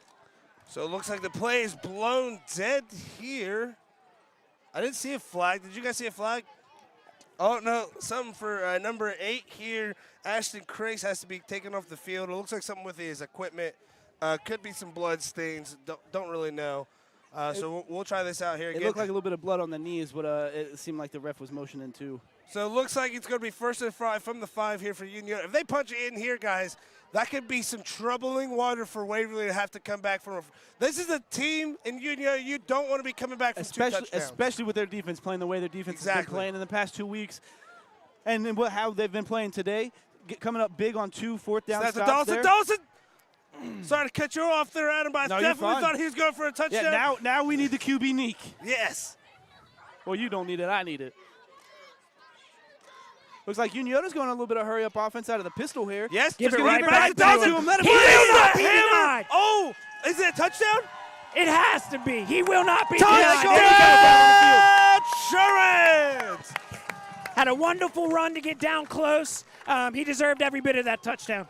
And I love that 100%, from Matt Hoops there. 100%. I love that from Matt Hoops there. He said, you got us here, you finish it for us. And he lowers the shoulder and gives the hammer for that touchdown. I really like to lie. see that. Not all coaches are like that. You know, we saw a couple plays in Piketon from both teams where we saw big plays from players that maybe not to get a chance to bring it in all the way. When James Reinhardt was getting that 14-yard run there, I was a little nervous for him because I thought it should have been Connor's touchdown to get. Yeah.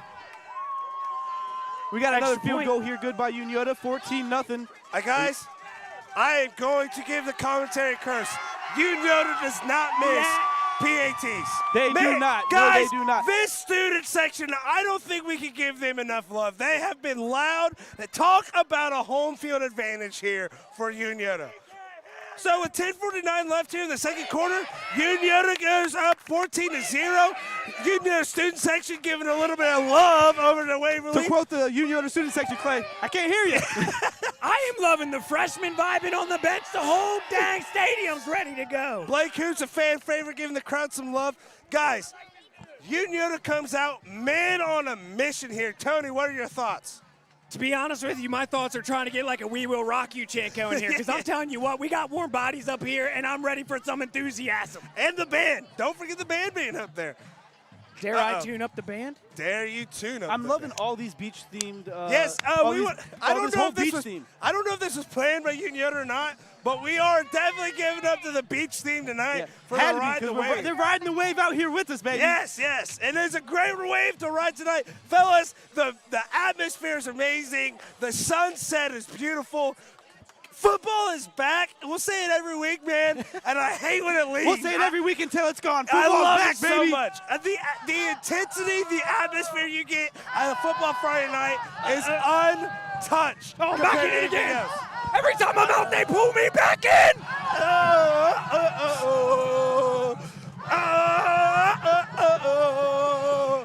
Kickoff here from Unioto. Looks like it goes out of. They go out of bounds, or is it fair catch? I couldn't really It went tell. out of bounds. Out of bounds. See a little bit of laundry over there on the field by that zebra. So again, we talked about this last time. I don't think Unioto cares to give Waverly the ball at the 40, like you said, Adam, because they look like a better short field defense. It seems like once they get inside that 50, they tighten the screws down on their helmets and they start hitting people. They start going hard. I say it's just kind of Waverly's been driving the ball, doing great things, getting the ball down the field. But once they get inside that 30-yard, and once they try to get in the red zone, Unioto just locks up and they say, nope, not happening. I think for Waverly to find some success here, Kelly has to calm down a little bit in the pocket, keep his feet set, and find that open receiver. I'd like to see a little bit of option plays coming from him. Yeah. Maybe fake a handoff to Hurd and keep it himself running around the outside. Kind of throw these You guys got off to a give little bit. Unioto something else to be worried about here other than Jace Hurd. I really think you shorten it, you go to a two-step drop, and you just quick out and outs. Yeah. You Waverly takes it over here on their own 35. Snap here to Kelly, turn around, hand off to, looks like that was Hurd. Now, my only problem with doing the two-step drop and then just throwing them bubble screens and doing short passes is that's going to be something that this Unioto defense sees all the time against their own scout offense, because that's kind of the offense that they usually run. I feel it, but when you offset those wide receivers and you have a guy like Cody Swords, it's like OBJ and freaking I think Kelly Eli just needs a Manning. couple of completions here to gain this confidence. Yes. You get a couple completions together, string together a drive, put one in the end zone, we'll have a ball game again on our hands here. But this is, I don't want to call it a must score here, but I will. This is a must score. I don't want to call it a must score, Clay, but they must score here. I don't want to call it a must score, but if they don't score, it's not good. Yeah. Looks like a 3-yard run there by Hurd.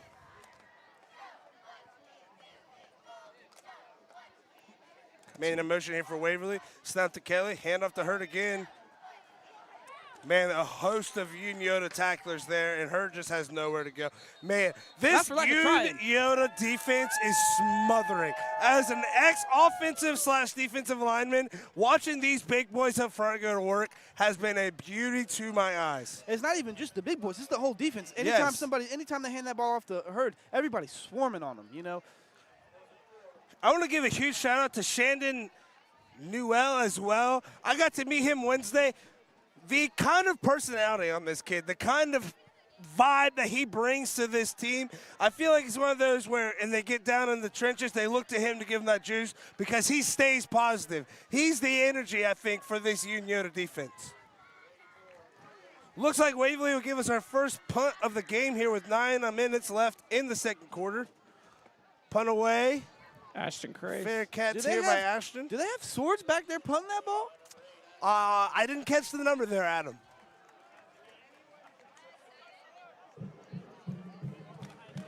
If it was Swords, that was a beautiful kick. It was a beautiful. Pat McAfee would be proud of that one. If it wasn't Swords, still a beautiful kick. So Unioto will take over here on their own 23 with 8:56 to go, up 14-0. First 3 and out that we've seen. If Unioto scores here, man, I hate to say We called that last one a must score. If Unioto scores here, then it absolutely was a must score for him. Matt Hoops is a gambler. He's an aggressive coach. I wouldn't be surprised to see if they give him a big shot here. I was talking to a couple people, and they said it seemed like they were saying that Waverly was kind of going to be the one coming out here, going up early. Oh, nice little screen pass to Dollison. Makes it one move. Makes it, and he is taken down. Looks like the 31.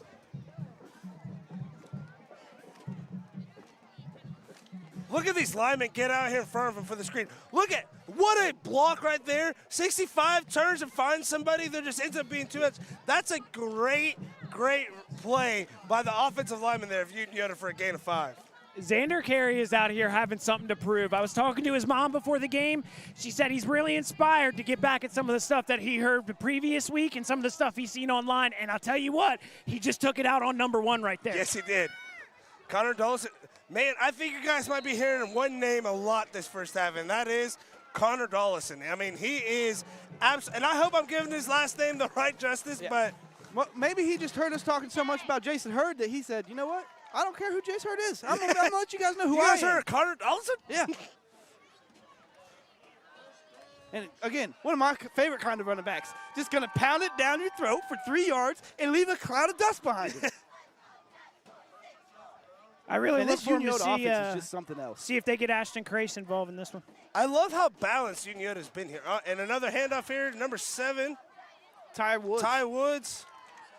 I thought Tony was calling it perfect. I thought they were getting Ashton involved there, but yeah, no, that was Ty Woods there for the nice little pickup of about. And again, there's going to be players this week that you might not have heard of in the first couple weeks for Unioto, making big plays out here, like Ty Woods. That's nice another gain of 7 7 for him.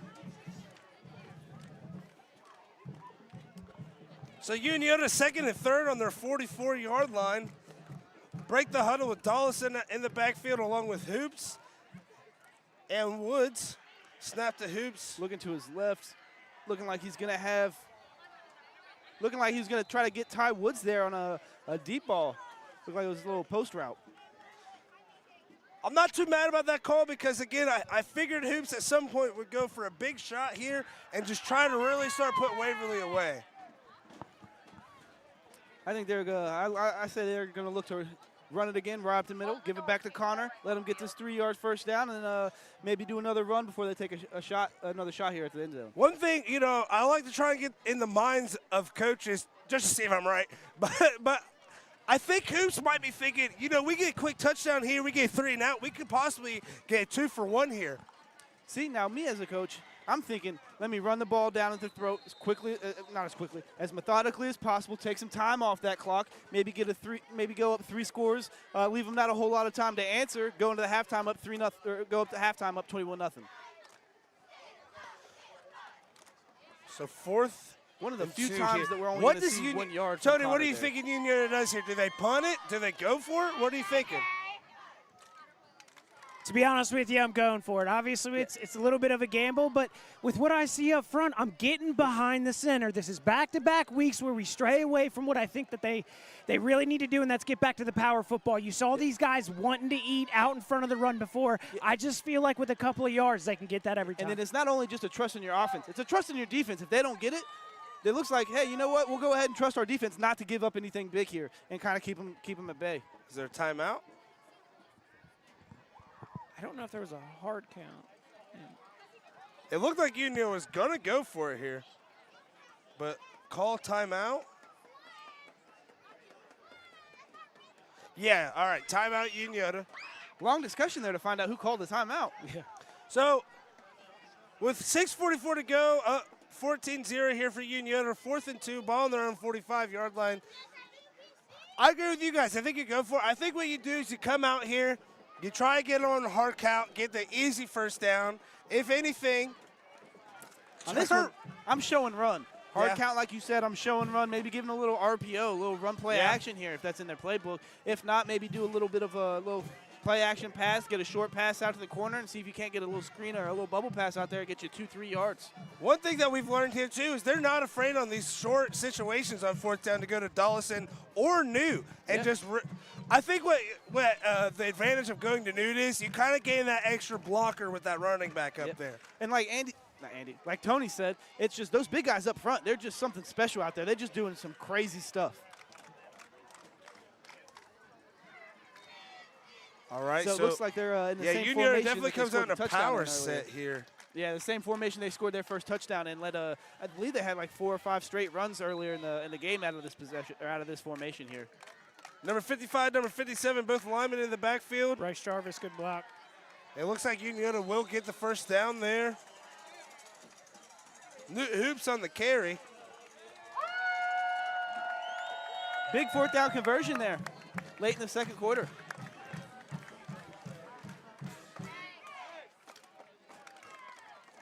So New Hoops there with a 4-yard run, gets Unioto the first down, keeps them driving. I just think these helmets are just beautiful. I love those white helmets, man. Absolutely beautiful. I was happy to see Vinton County switch it up this year. They went from the solid maroon like we've had for the last 1,000 years, switch it up to gray. Love because that coach down just got swag. He does. Like you said earlier, hate that we didn't say anything about it on the podcast, but the drip Carper, he had, you have some drip. Yes, showed up in a Mike Tyson shirt with what looked like an Orlando Magic hat. I mean, absolute drip there from Vinton County coach. Oh, absolutely. Great conversation. If you guys haven't listened, go listen to it right now after the game. So it looks like another 2-yard run there by Newt. Puts the ball in the, 3-yard run there by Newt. Puts the ball in the 48 here for Unioto on Waverly side. Hand off to Dollison. And Dollison is just met by a swarm of Waverly tacklers. Something that I've noticed is a lot of times we're in that pistol formation where Connor is behind him. And I'm going to use his first name so I don't mispronounce his last name. Connor is behind Hoops there. It seems like they're usually always doing a handoff or they're doing like some sort of quarterback run or something like that. It doesn't seem like they pass a lot out of that unless it's going to be a short pass there. You know, We haven't seen a big pass here from Unioto in a while, a big completed pass from Unioto here in a while. I'm feeling it in my bones here a little bit. I'm feeling a little Blake Hoops. I'm feeling a little Caden Cutright's been a little quiet here on the offensive side. Other than that big hook and ladder, does he make a big appearance here? I haven't heard anything from Ashton Crace yet. Newt drops back to pass. Caden Cutright, incomplete. And you were just talking about him. I was telling you, I'm feeling it in my bones there. Now, the connection that Cutright and both the Hoops brothers have is just something special because, like, you saw it absolutely in perfect form on that hook and ladder. Yes. You know, the pass from Hoops to Hoops and then the pitch from Hoops to Cutright. And most people catch that, and it's hot potato, get it out. You saw Hoops hold it. He saw somebody staring him down. Yeah, because Hoops was so calm and collected with it, it was 51 for Waverly. He didn't know what to do. Yeah. So it looks like Unioto will punt it away here, 4th and 4 in their own 45. Watch the fake, though. Cutright with a booming punt. Crace. Yeah, that was Crace. Oh, my apologies. Crace with a boom punt. And a little roll back there, but still puts them inside the 20. Guys, that's a great punt there to put them in a tough field position with this great defense breathing down their neck. So 4:41 to go here. Union up 14-0. Waverly will take the ball over on their own. It looks like 14 or 13. It's looking like they're 11. Oh, yeah, he's still going. Yeah, 11. Thank you, Adam. No problem. And that is when we know we are a good team, making sure we're on top of the other one's mistakes. So Waverly will take it over on their own 11 here. Bold move, Cotton not scoring yet, but I think that they're going to be having to get a score here to stay alive. I would look for this Waverly offense to be aggressive this drive. Maybe not to start off. I think it's going to be a couple hard runs here to start off. I don't know. I wouldn't be surprised to see not a 4-vert, but maybe a 2-vert. 2 receivers to the right, 1 to the left. Like you say, Adam, they turn around, just give it to her, do the safe play I wouldn't here. rule out the 4 verts yet. I'm thinking when that clock hits about 3 minutes, about maybe 3:30 left, if they're closer to the midfield, I think we're going to see some shots down the field here towards that end zone. All righty here. Kelly takes a snap, hands it off to Hurd here, who hits a hole and is tackled after about a pickup of I want to say about 4 or 5 there.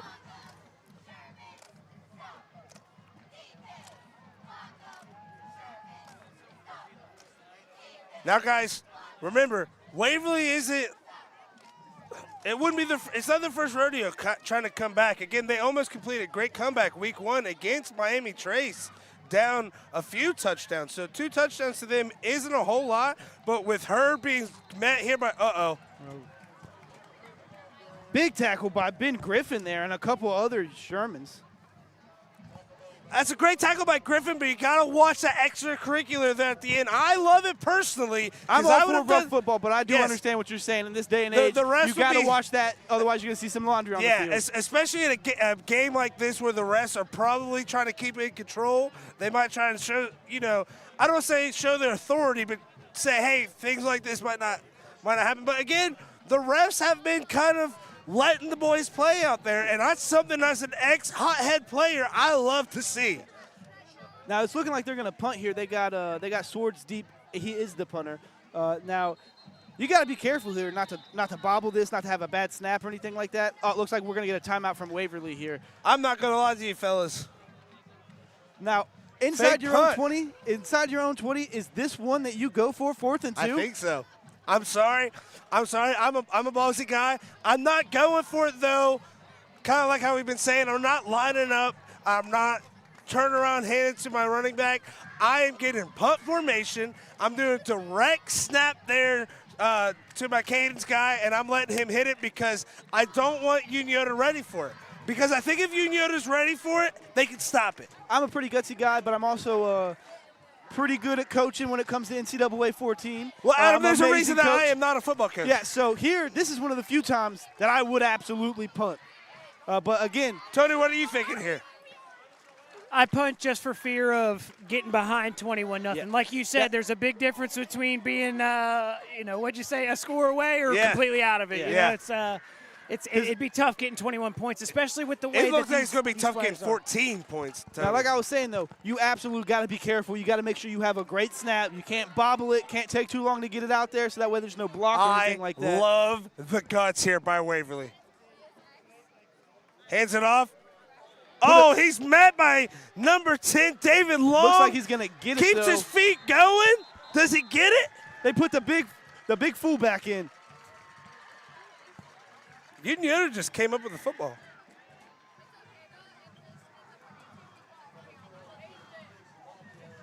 It's looking like they're just going to call him down for a first down, yeah. Was that Hurd, guys? I'm sorry, I really couldn't tell. No, it was I believe it was number 4. It's going to be Quentin Hurd. So, yes, to answer your question, So, yes, it was Hurd. Hurd. Just not the Hurd we were expecting. All right. He looked like he was a little bit taller than Jace there. It looks like nice block by Jace to give Kelly a little bit of time to find Swords there for a first down. A nice block in the backfield by Jace. Not only is he going to run the ball hard, he's going to block hard too, man. And that's what I love to see out Raymond. That's why Zeke used to be one right of my there, just a big what block on a number. block. And that's a D tackle that he's blocking. So that's Yes. not an easy block for him to make. And then shout out to Swords there for not going down on the first, second, or third man to come to him. Kelly takes a snap here, looks to his And this left, seems like some of the fires confidence to that we Swords wanted Kelly again. to get. You know who's kicking themselves right now? Trevor Medley for not starting Swords this week. He picked him up, still didn't start him. He started him last week, but last week was the Jace Hurd show, so we got a little discouraged this week. So I Waverly is driving it here. 1st and 10 on their own 46 very quickly. Have to go for a 4th down. Kelly airs it out. Incomplete. I think that's a good job by Swords there, not making the pass interference. Knowing that he's probably not going to catch the ball, it might be out of play. No need for an unnecessary penalty. That looked like it was more thrown to Cade than anybody else. Hey, what'd you say? Receivers playing DBs. Going Well, to go that's the after thing. the As ball. soon as he saw that ball leave his hand, he took off to a spot. Tony, you're an ex-DB here. What are you thinking as a DB in an obvious pass situation here for Waverly?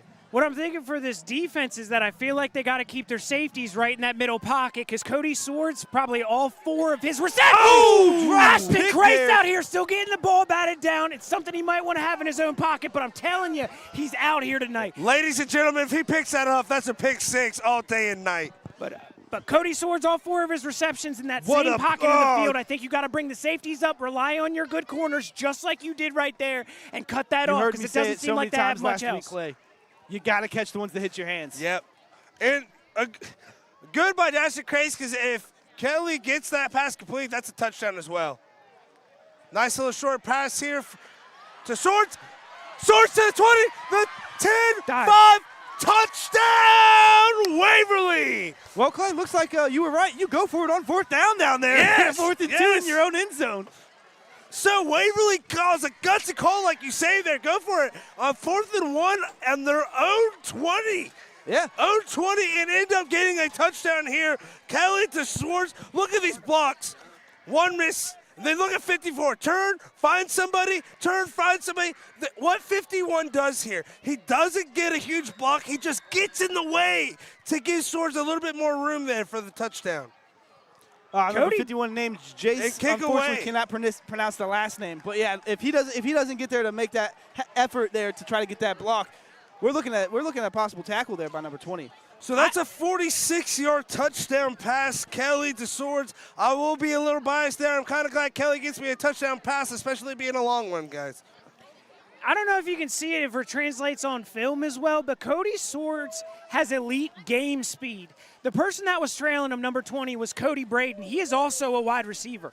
Okay, so if you're able to burn, it took everything he had to keep up with him. He's got short, quick steps. I love everything about his game.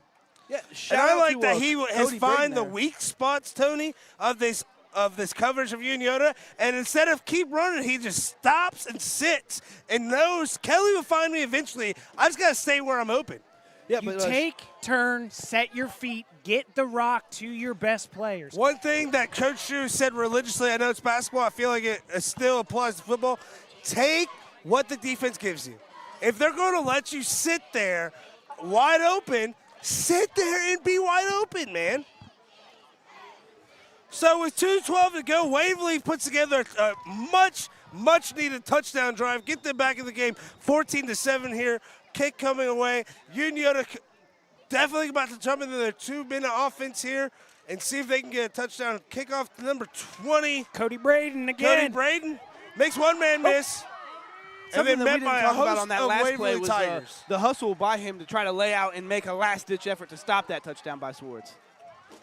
I wouldn't mind to see a little bit more James Reinhardt, not necessarily right now with 2 minutes left, but kind of seeing him run around the field there. He looks quick. I wouldn't mind to see some speed in the second half. Guys, 2 minutes and 5 seconds to go. I know you got to be passing. Maybe the first play, though, do you think run, since Waverly's probably going to be back deep, waiting for the pass, maybe get a few cheap yards here to set up a little bit.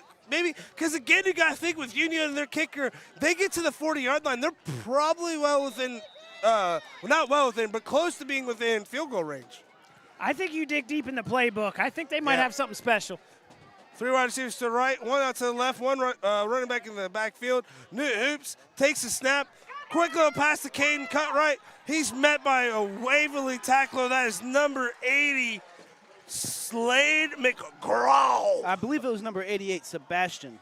Sebastian Belisano. Sebastian Belisano and Slade McGraw? These are some names Hell that of make me names. scared, I'll tell you that. Slade McGraw. Well, come on. That's nice. It's like Tug's older brother or something. No, I'm telling you, now it's nice out screen, way to track it. I like where his eyes was. He never left the receiver's body. Oh, we got a fumble. But it looks like Connor just falls right on it. It looked like there was just a little bit of miscommunication between Hoops and Connor there. I'm telling you what, with the size of Ashton Grace and just the style of wide receiver that he is, this is the time of the game that I think he can really succeed. And remember, he's still kind of looking to make up for that flag that held up that touch or the draw. He can climb the ladder, and I'd be interested if they don't give him a chance. All right, so we have 50 seconds here to go. 14-7, Unioto taking the ball on their own 19. 3rd and 15. Hoops in motion. And they're just going to hand it to Dollison here and just try to make no mistakes. Dollison gets looks like a 5-yard run.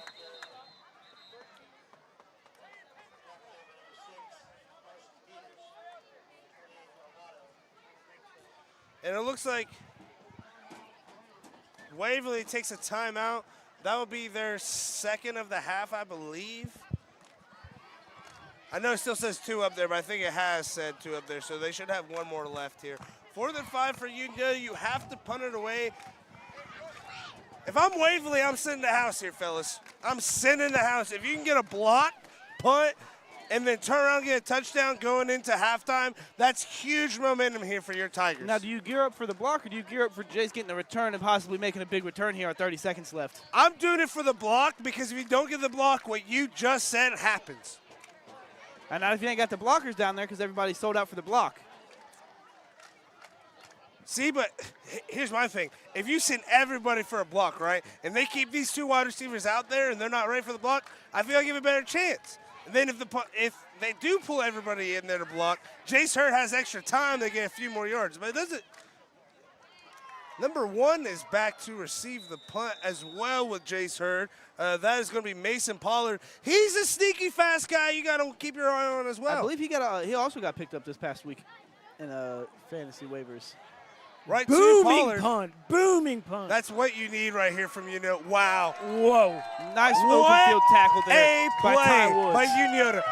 Just like you said, Adam, what an open field tackle, but what a punt here by Unioto because that completely flips the field there for Waverly. Now they got to go super far.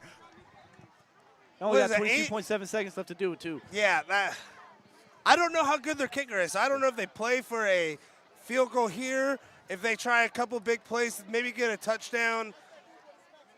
I mean, they went for a 4th and 1 on their own 20, so I'm not counting out Waverly being aggressive here. I'm looking for number 84 to take the ball deep and take the top off the defense.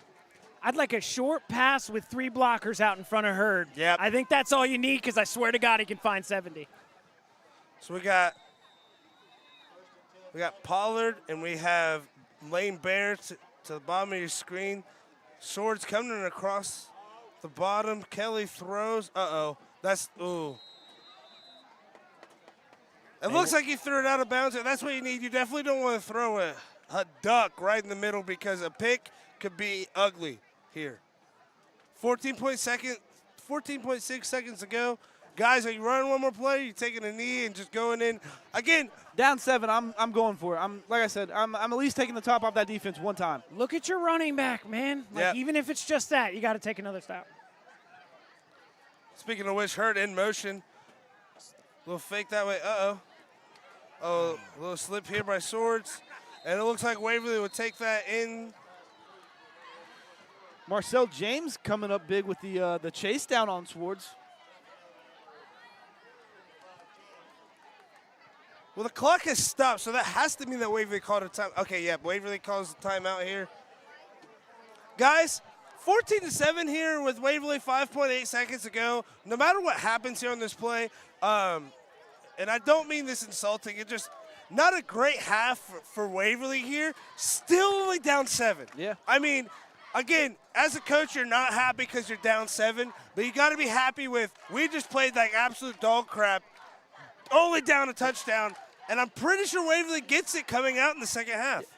Well, that's the thing with Unioto. You know, you could kind of be upset, if your coach hoops out on that side of the thing because you had a couple opportunities to make it a 21-0 score. You had like you said, a couple opportunities to completely blow this game out, and barring any big plays here, we're looking at a 7-point game going to the half. They're getting the ball back, possible chance to tie it up once they come back out. 5.8 seconds left. Kelly takes a snap. Nice little short. They're going to go hook and ladder here to Hurt. Oh, and Hurt makes one guy miss. Two makes guys a second and a third. Oh, my goodness. Waverly scores on a hook and ladder to end the first half. Touchdown, Jace Hurt. Oh, my goodness. The ball. What have you Big plays. Tony has been saying it all night here. Get him the ball. Like I said, take the top off the defense with somebody. That is amazing. Hey, that is not their first hook and ladder touchdown of the season. You know, they had one against Miami Trace. Jace Hurd makes multiple tacklers here, makes great field vision by him. We talked about it earlier a couple with the first defenders, and you get 7. My goodness. We talked about it with the first one. Kind of like playing hot potato. It looked like it was a little bit of hot potato right there. You know, I say as quick as Swords got that out of his hands, I didn't think it was going to be. I didn't think Jace was going to have the reaction time to get it, but definitely proved me wrong.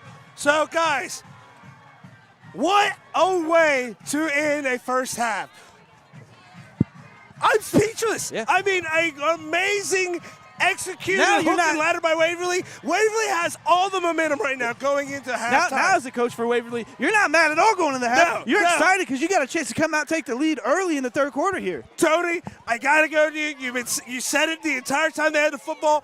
Get it to Jace Hurd. Let him do what he was doing. Give me your thoughts. I'm telling you, even if you look at an NFL comparison when you're talking to a guy like Jamar Chase, sometimes you look at the Bengals and they're not having success. Get him the ball. He'll make the acrobatic catch. He'll make the extra guy miss. Magic happens when you give it to your best players, and that's what you need to do sometimes. So, everybody, again, we want to give a shout-out to our sponsor, Hammond Lawn Care. You've been seeing there at the bottom.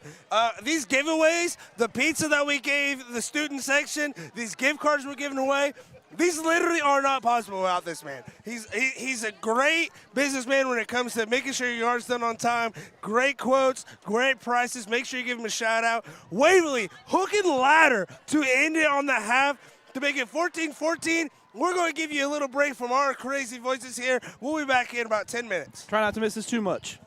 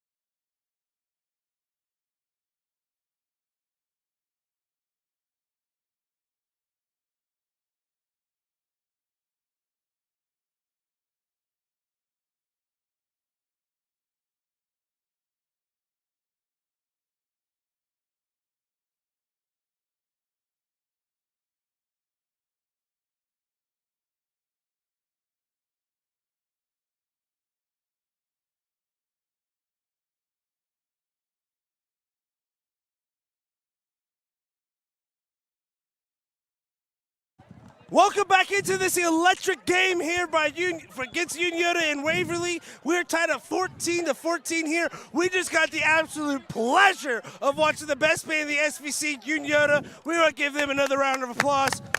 Way to go to the band, man. I mean, me and Tony were over here absolutely getting our jam on with these guys. They had me going, man. They And when did. they did the drop down to the ground, everybody with the instrument, how did they even do it? I don't know. It was awesome.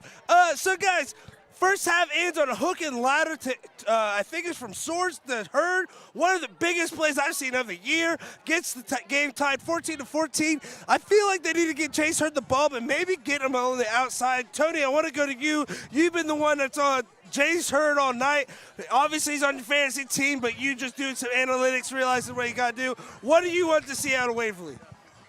To piggyback off of kind of what you were saying as well is maybe pulling some of those linemen from the other side and getting them out in front. He makes the right choices.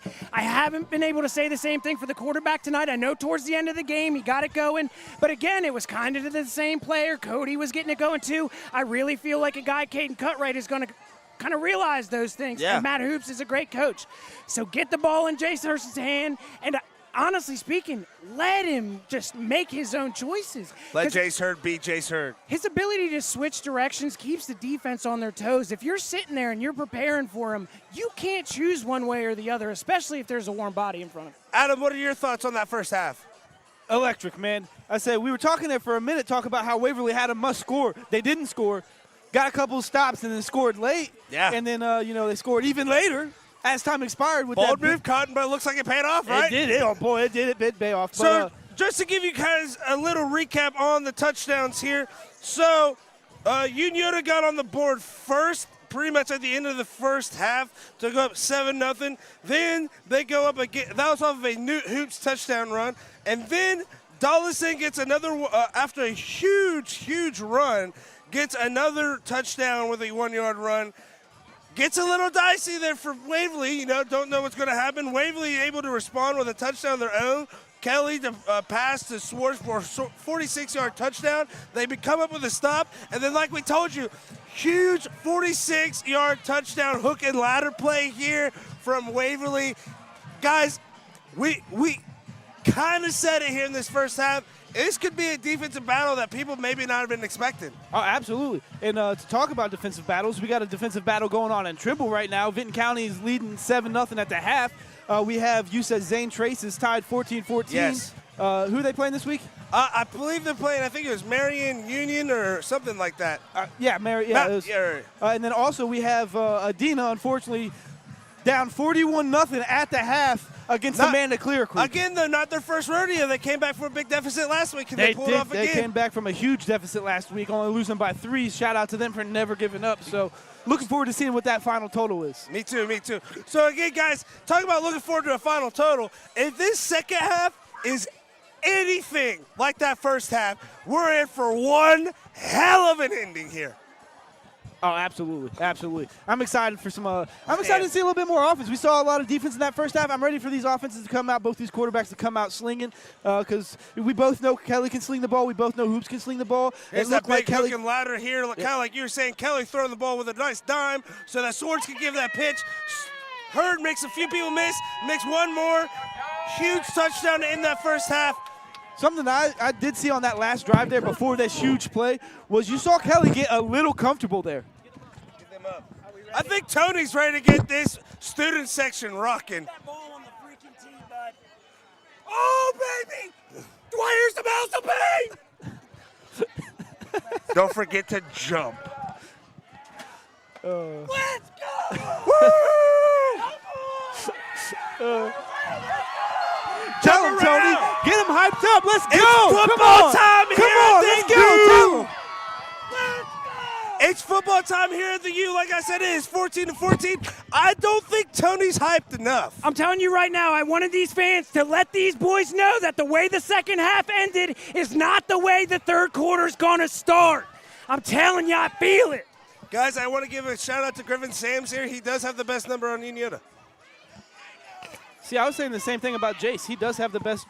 He does have the best number on Waverly, being 22. He does. You know the big thing about that hook and ladder there, boys, for Waverly, get the ball to start the second half. They could go on a 21-0 run here to really flip this game on its head. I'll tell you what, I want to see him getting yards like Swiss chard, baby. We're running tonight.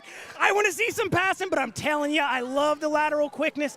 I want to see my boy get Lucas Haynes, he gave us the kickoff. Finally getting the student section back into a ball. Let's go. We're ready for the second half to start. The kick is off. The kick is underway here. Looks like it's going to sail into the end zone. Yep, touchback there for Unioto. Waverly will get the ball on their own 20. Looked like a Waverly player might have tipped it a little bit there for a second. Looked like he was trying to push it out. Let's go, Lucas! So Waverly will take the ball over here on their own 20-yard line. Again, it's interesting to see what they do here, you know. I don't think you can really call that first half a success for them. They do have that good, successful touchdown drive. They have that hook and ladder. Other than that, though, a pretty stale first half for them offensively. And yeah, I mean, Unioto got it rolling a little early there with the 14-0, but they kind of stalled out there towards the end of the quarter, or end of the half, I should say. But yeah, no, I'm looking forward to seeing what these offenses can do. Kelly in the second shotgun, half. 3 wide receivers hit to the left, one running back. They hand off to Hurd here. Hurd makes a couple of tacklers miss, only a gain of about 1 or 2 there. I saw Ben Griffin get there pretty quickly. He's playing with a lot of energy. I'm wondering how he's going to be playing with these boys in the second half.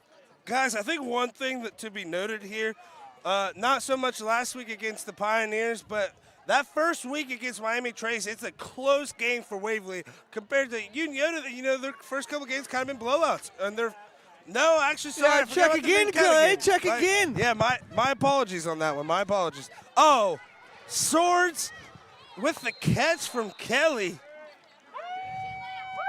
Looks like a gain of 7. Again in that same spot in the field. I understand you got to be scared that he's going to keep going, but they're playing a little too soft on it. It's looking like a little bit of a zone defense here, and they're just doing a little bit of hooks or curls here. Do you go man? I feel like you got to go man to try and stop him. But big run from Hurd with here. A huge run to cross the 50. A possible touchdown-saving tackle by Ashton Kreis there.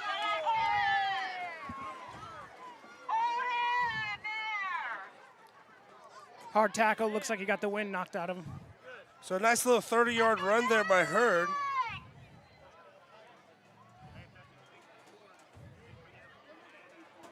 I'll tell you what, if he's going to be running the ball like that, you better make him pay, and that's what Unioto just did. Yeah, when you do eventually tackle him, you got to make it a hard hit for sure. You got to make him a little bit tired. Kelly takes a snap, right back to Hurd. Just want to give a shout out to old Trevor Medley for bringing me a Pepsi just now. Appreciate you. I wouldn't mind to see Creed Smith out here to just give him a little bit of a breather, get some fresh legs, but keep with the same game. That's what they did a lot last week, man. They kept that 2-back set going until about that second. Well, Kreis with the big tackle, it seemed like. Here we go. Oh, a nice little. Caden Cutright found that one out immediately, got to that stop. Right way to make the the open field tackle. It's not easy. Looks like he's a little shaken up there after that hit, too. Looks like he might have rolled the ankle there a little bit.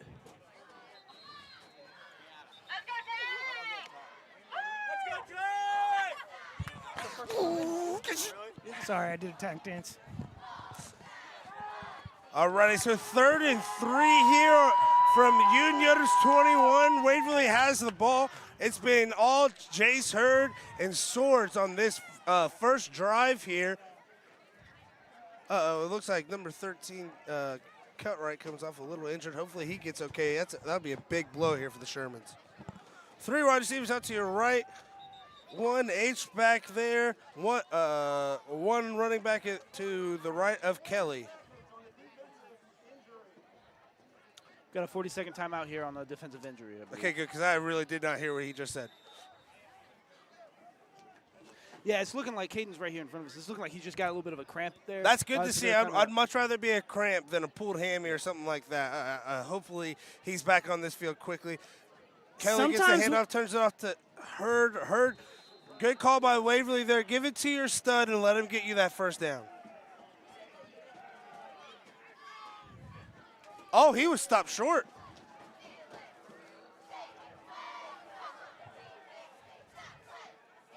So do you turn? You got to turn and give it to him again here. Well, now they have number 4 in the other Hurd. I don't want to call him the other Quentin Hurd. Sure, he's the kind of the bigger, heavier. And they give it to Quentin Yeah. there, and he just pounds it right up the middle there. And when I say heavier, I just mean he's bigger. built He's a little bit bigger. taller. Yeah. Looks like he might have a little bit more muscle. He's going to be their power back as opposed to their their speed back. Yeah, that.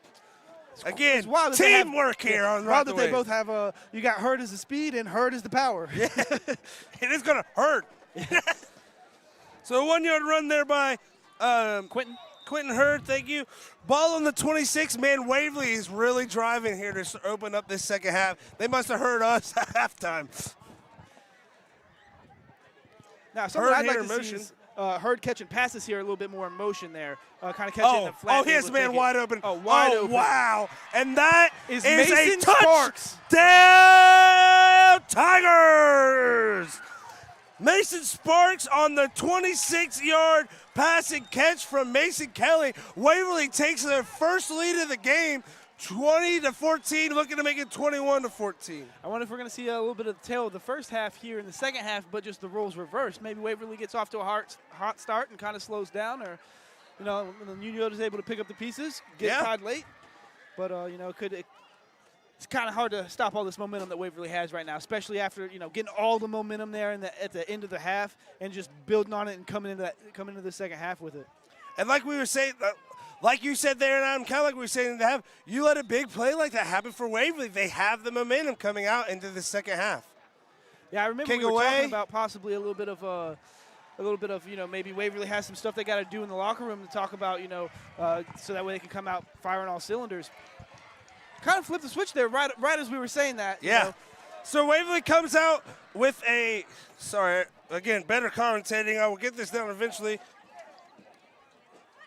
With an 8-play drive that ends with a 26-yard touchdown pass from Kelly to Sparks. Tony, me and Adam here kind of talking about that drive. What do you think about that opening drive there from Waverly?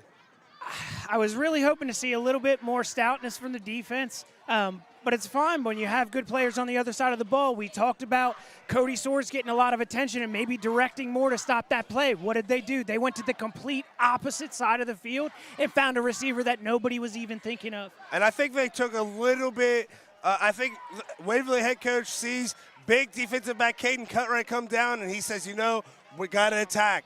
We know they got to probably have to have a younger guy out there, so I kind of like how he stays aggressive. Again, comes away with a touchdown, making it 21-14 with 8:55 here to go.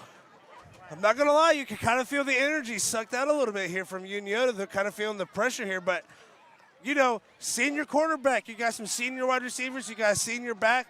I'm not saying Unioto's done, but they got to get something going here to kind of get that momentum back on their side. I was watching Connor on the sideline when they scored that hook and ladder. He was kind of getting some rest over here after a lot of big plays. Ashton's got the ball. Speaking of which, Connor's going to take it. Oh, my goodness! And Connor's going to go up the middle. He's going to make a man miss. He's going to cross the 50 to the 40 to the 30. Huge return by Connor. Huge return. Yes. Sorry, I just got off with the president. Ashton Crace is, in fact, him. He is him. I love what I just saw. Boys out in front of him, elite speed. Everything he just did was perfect on that return. Senior wide receivers, Yes. and one does a huge play there. And like we were saying, again, we call it Donaldson, but Tony coming through, that was actually Crace on that huge run. And that's what we were saying. You got to score here, but you finally got something to swing the momentum into your side, and that's what you need after a big drive after Waverly there. So Unioto takes it on Waverly's 25-yard line, 8:45 to go, down 21-14. New in the shotgun, hands it off to Donaldson, and he is just met by a host of Waverly tacklers. I think you got to be a little bit more aggressive here. I think you got to be a little AGG, RESSIVE aggressive. Get this ball in the air. I want to see some of these senior wide receivers taking it down, getting some yards. I don't want to see them get away from what they did so well last week. I agree with you there, Tony. I think you got to go big here, capitalize on that momentum. I want the Waverly team to feel that we're coming, and that kickoff was a good way to start it. I want to see him keep it going.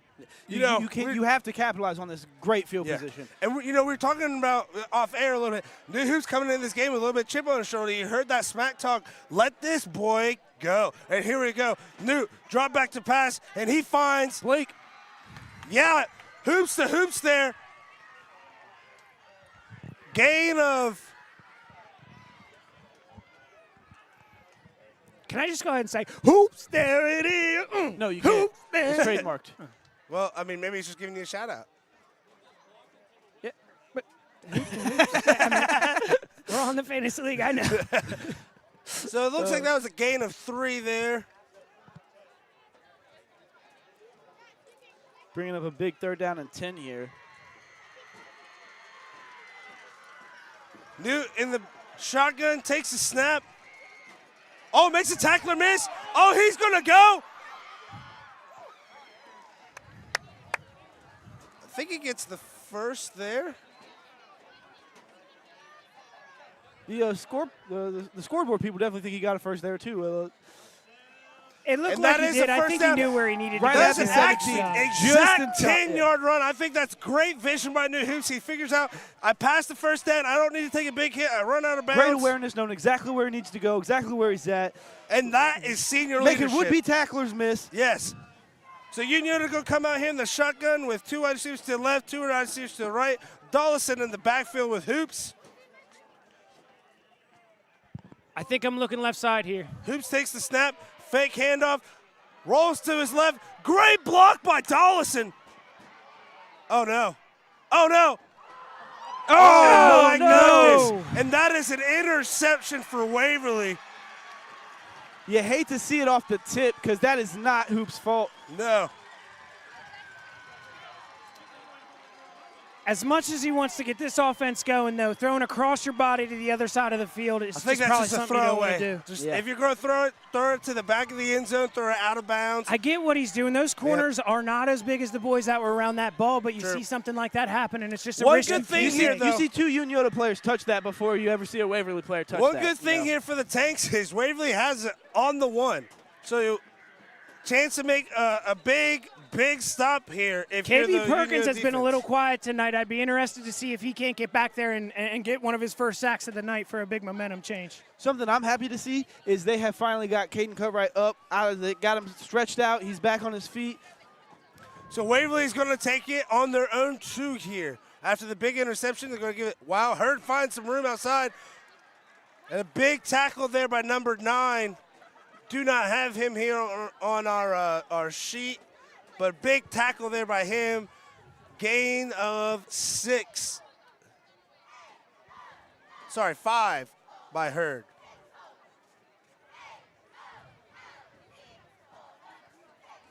This is going to be a big test for this Waverly offense here, see if they can't get something going pinned so deep in their own territory there.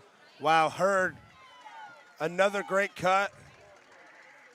Gets Looks like the he ball got to the 13 there. Looks like he got just gonna be a enough for the first down. there. I know we've said it quite a bit, but, you know, having seen so much of LaShawn McCoy, he just always led the league in average yards per carry. Yeah. Because the thing is, if you can make one guy miss at the line, you're guaranteed 2 to 3.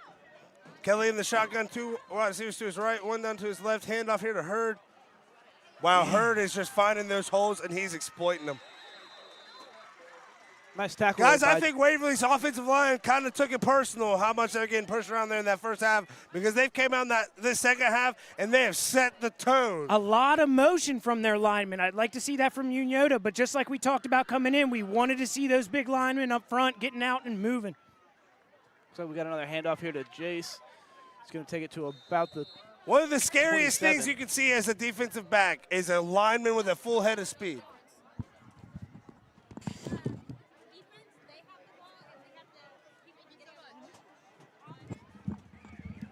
So Hurd gets a gain of 1 there. And Waverly's still in this kind of, it's not really a hurry up as much as it is just a no huddle Yeah. offense. They're taking their time. Looks like they're calling plays at the line there. Taking a shot deep. Oh, my goodness. Wide and that is open. a huge pass from Kelly to Swords. Touchdown, Tigers. So Waverly comes out with 2 huge pass touchdowns in the second half. That one being a 74-yard touchdown pass from Kelly to Swords. I'm interested to see. I think Waverly's got the momentum, but this game, we saw it change so quickly at the end of the first half. I don't believe in anything right now, especially because, as we say, Coach Hoops does not settle for average. He does not. PAT here by Waverly. It is good. That gives them a 28-14 lead. Adam, I got to get your thoughts. A big touchdown drive, a stop, and then another big, quick touchdown drive. What are your thoughts on Waverly in this second half? Honestly, that's something I was talking about in the last drive of the first half. You saw Kelly get a little bit more comfortable, and I knew then it was going to be a little bit dangerous for this Unioto defense, just because as he's gotten more comfortable in the game, he's been able to take chances like this. He's had the ability to sit in the pocket a little bit more in the second half, and he's able to find his receivers downfield, make great decisions. And I mean, there's just a couple mishaps here with this Unioto defense, and he's able to find out what's going on with it. Tony, what are your thoughts on the second half so far? I got to give props to the Waverly coach. Yes. It seems like every time Unioto tries to find an answer for what they have going, they have the next play ready. Yeah. Just like we said, they were passing short to set up that play right there. So Waverly, off of a huge 74-yard touchdown pass, again takes the lead 28-14 with 5:23 to go here in the third quarter. Adam, I know you were about to say something there. What were your thoughts? I was just about to say it's been a tale of halftime adjustments, and it looks like Waverly's kind of winning that battle right now. Yeah. But and again, I like that you say halftime adjustments because it looks like Waverly's made adjustments, and it looks like Unioto said, we're just going to try and do what worked for us. I don't want to say they didn't make adjustments because they possibly have and just haven't shown them yet, but Waverly's figured out how to stop what was working for Unioto. Looks like Ashton Crace. Not going to have another huge return here. And Unioto take the ball over on their own 23-yard line. Now this game isn't over either. We've seen a 14-point deficit disappear just like that within a half here. Especially again, this Unioto offense is explosive. Yeah. They just like Waverly had. Unioto can have one big pass play that really turns this game around. I do think though you got to get it within a one-touchdown game before this this quarter ends. Yeah, well, I mean, going in, I'd have to look at the tape, but I'm pretty sure Unioto got both their scores in the first quarter, didn't they? I do believe so. Yeah. If not, it was early in the second quarter there. So I mean, we can definitely see him come back in the fourth, but it's going to be something that is just going to have a lot of nerves to it. You want to be a one-score game, if not tied, going into the fourth. Newt rolls out. And just a drop pass there by Blake Hoops. Looks like he might have been looking up the field before he caught it. You got to be very, very careful with these balls. Before I wanted to be very aggressive. Now that it's 14 points, you got to change it up a little bit. You still got to have that aggressiveness, but you got to be very careful with the ball. You cannot turn it over again. Yeah, and I mean, we thought it was a safe turnover, so to speak, there on the other side when he got pinned on the 2, but that didn't seem to matter. They get it to the 25, 26, and then take it, 74 yards to the house. When you've got a guy like Jace to take it out of the end zone and just give you that quarterback a little bit of a buffer. Deep here. Oh, what a catch there! Cody Braden. Great pass, great catch there by the Shermans. That's a big play that they've needed. Gain a pass for 23 there.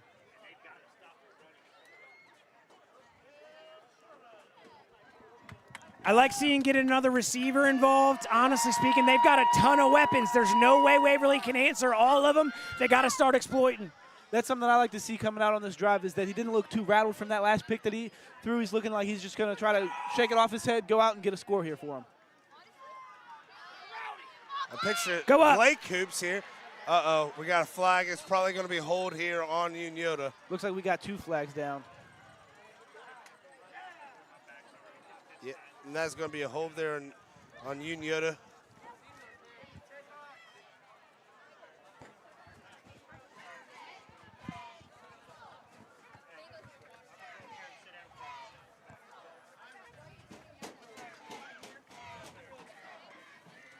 I'll tell you what, I'd look for some senior leadership here. Honestly, getting back into the huddle, making sure his boys are ready to take on this, what looks like a pretty difficult task. Not impossible, but honestly, it's going to take some leadership. Any of these young players that might not have seen this type of adversity, it's going to take these leaders to get them up to speed.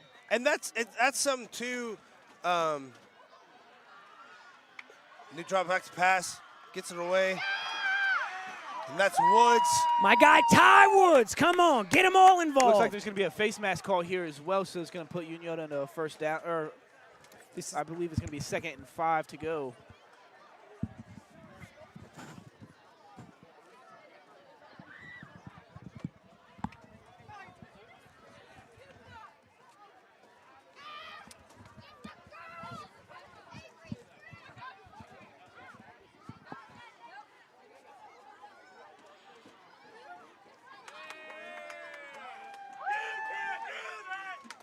Oh, it looks like it's going to be a first down here off a face mask. So that's a huge, huge deal here.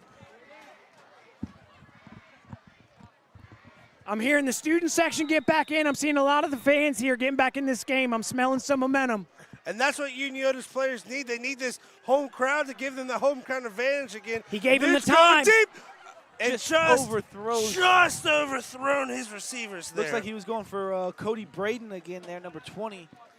Also and in the Jake mix, Howard, Jake number Howard's in 6. the Yeah, mix. they're kind of both there. Can't really tell which one that was two. They both Looked like it was right down the middle between yeah. both of them. Who got there first? Neither of them. Yeah.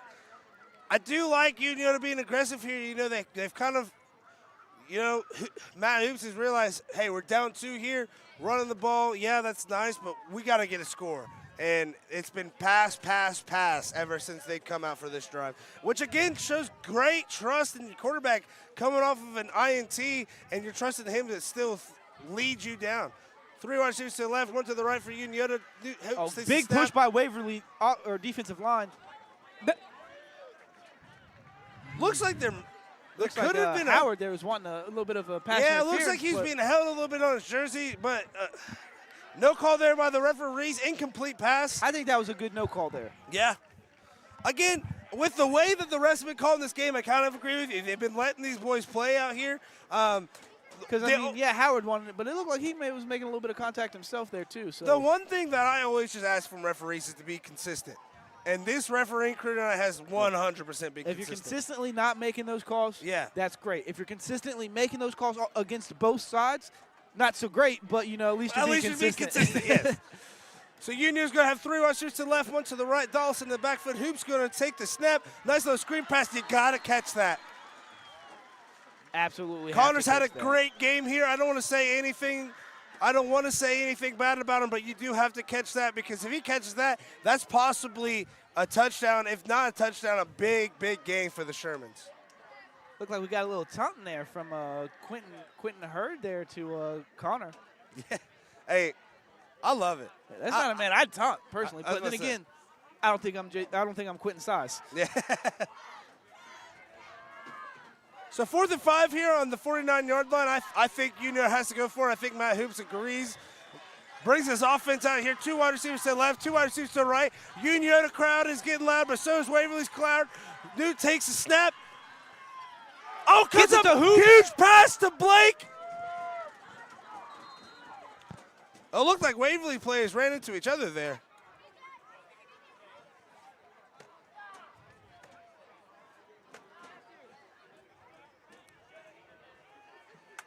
Got a 1st and 10 from the 40 here.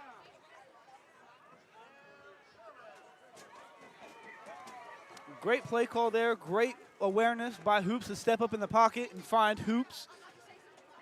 And as your team name would say, Hoops, there it is. So 4:26 left to go here. Huge 4th down conversion there by Unioto. 3 wide receivers out to the left, 1 out to the right. 1 running back in the backfield. Newt gives the handoff to number 14, Ethan Summer here. He's a downhill runner. If you look at the way that he runs, he's leaning forward. He's looking for first contact. He crossed that line of scrimmage, probably leaning at a 90-degree angle there. I like to see it, and to be honest with you, when you get first contact, you tend to fall for another 4 when we run that way. And a huge 7-yard run there. I know they've been doing a lot of passes. When we get down here, don't be afraid to throw in a few runs. Make sure that the defense is on their toes. 1 wide receiver down to the right, 3 out to the left. Looks like Summers in the backfield for Unioto. Hoops takes a snap, looks left, rolls out to his right. Incomplete pass intended for Jake Howard. Looks like Howard was open there, but the pressure from Waverly making him roll out to the right definitely affects that throw. That's what I was about to say. It looked like there was just a little bit too much pressure there. Caused Hoops to have to leave the pocket there, and just kind of made a little bit of a inaccurate pass there. And also, I want to show for the record, my name's Hoops. There it is because of Coach Hoops. Yes, we will make that very clear. Dying for dubs. I don't know if people will be able to figure out what coach I use for that one, though. Unioto has two wide receivers to the left and to the right. Summer in the backfield. Newt takes the step. Just a little too high there. Intended for number 20, Cody Braden. It kind of looked like if Howard was behind him there, he could have caught that for a touchdown going through his hands. But sadly, that's not the case there for Unioto. So, again, with 3:36 left to go, 4th and 3rd, I feel like if you're going for it on your 50, you're going for it on the other team's 33. Absolutely. But, yeah, to touch back on that last tip pass there, maybe he didn't go for it because the last time 2 tips happened, it was a pick. So, just took his chance and said, I'm going to let it fall. 4th and 3 here, 3 wide receivers to the left, 1 to the right. Hoops takes the shotgun step, rolls to his right. Nice little pass. Great block there. Dollison makes a man miss. They said you didn't catch it last time. Let's get it back to him. That was the exact play they failed on the other side. Got some blockers out in front. We wanted it looks like Jake Howard, again, with a huge block there. We might be calling him Jake Blocker because of all these blocks he's throwing out here, man. And after a missed catch, to still have the moxie to come out and still throw down blocks. Something that I really like about – sorry, guys, just got the student section going crazy behind us, can't think. But something I like about Connor here is he reminds me a lot of Peyton Hillis. Yes. Just for the Cleveland Browns, just running it down people's throats, just a great sideline awareness, man. A fullback playing halfback. Unioto 2 wide receivers to the left, 2 to the right, running back in the backfield. New Hoops takes shotgun pass, throws it out to another huge block here for Unioto by number 53, Will Fleck. Doesn't result in a huge gain, but again, number 53 pulling lineman comes out and makes a huge block there to give Blake Hoops at least a chance. I love these bubble passes that Unioto's going through. Like I said, I wish that I felt that Waverly should have been doing a little bit more of those in the first half, and then this half, I still think they should be hitting Jace a little bit more on the swing passes, get him a little bit more open field, maybe make a guy miss and have a couple big plays there. So Union's been driving here. 2nd and 9, 2:53 to go. Hoops takes the snap, rolls out to his right. Breaks a tackle. Breaks another tackle. Out of bounds. Out of bounds. Nope, Incomplete pass. Yet again, off a tip. So New makes a good play, making a couple of broken tackles there. I know he throws in the coverage. I'm glad he at least throws it towards the out of bounds to where if a Waverly player catches it like he does there, his momentum takes him out of bounds, or at least the offensive player can push him out of bounds. Is that a flag that we have here? Looks like we got a holding call on the offense here. Just these Unioto tanks are just shooting themselves in the foot, man. Yep. Now, bad part is you move back. I guess the good part is you still are at 2nd down. Well, also it helps you get a little bit more space there, so that way you can possibly opens you up for a little bit better of a pass, a little bit more of a pass. So you don't have such a tight field there. Tony, what are your thoughts here? Ball in the 22. You need a touchdown here if you're the Tanks.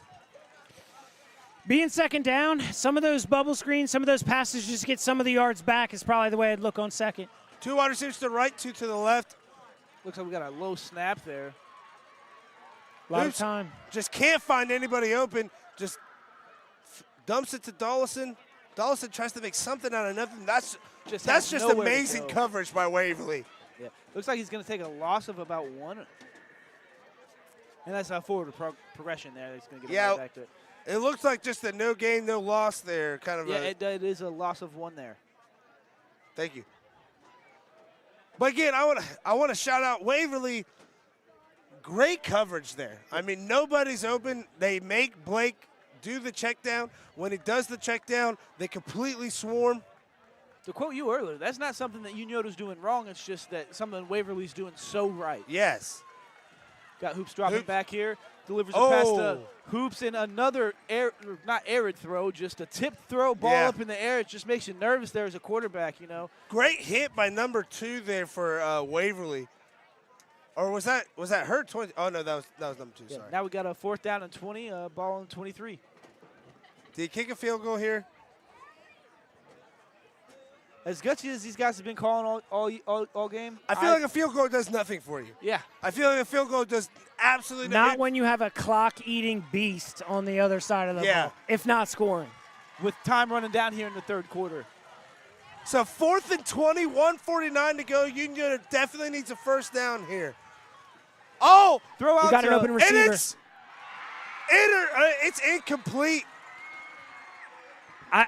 Cody Braden, the intended wide receiver there, he was wide open. Number 7, Lane Bear for Waverly, makes a great break on the ball. Tony, our defensive back, walk me through it. Also on my team, I'm a big fan of this guy. But that being said, I love the way that he realized somebody was open. The one thing that I wanted to see is actually the receiver come back to it. If you see that defender coming, I know he could. I've been in that position before. You got to come back to that ball to make sure the pick doesn't even happen, let alone the potential for a catch. That's what I didn't like to see on that, let alone the play from Lane, which was great. It's kind of like in basketball, whenever you're receiving the pass, you can't just stand there. It's going to get stolen. You have to go to the ball and make that yours. I thought about that on the previous play when Newt came out of the pocket, and it seemed like he had 30 seconds. Yeah. I didn't get to see it. I don't want to correct anything, but it seemed like there should have been some receivers coming back to him. Minute 43 to go in the 3rd quarter. Waverly up 28-14. They take the ball over on their own 23. Kelly gets a snap. Hand off to Hurd. No surprise here. And it looks like a gain of 1, if anything. Again, guys, we said it before the game started. What was the play call for Waverly last week in the second half? Hurd, and you heard. It's not been that case so far in this game. Yes. They're looking to pass a little bit more here, so but maybe we'll see in the 4th quarter they'll go back to their old strategy from last week. Hurd. I think so, just because 2-touchdown lead, you don't want to give Unio the ball earlier than you need to. If you go 4 and out, honestly, right now, that's not too bad because your defense has really been stepping up since the end of that 1st quarter. Yeah, I'd look to see Waverly switch out of this, this kind of no-huddle offense here and maybe take a little bit more time in the huddle, or at least take a little bit more time on the line while they're doing the no-huddle. Agreed. Because they're hiking the ball. They still got usually like 15 Yeah, they're seconds hiking it left with on that about clock. 15 seconds to go on the play clock. I think, again, Adam, you got to run it down there a little bit more. Unless you got a quarterback that can just deliver dimes.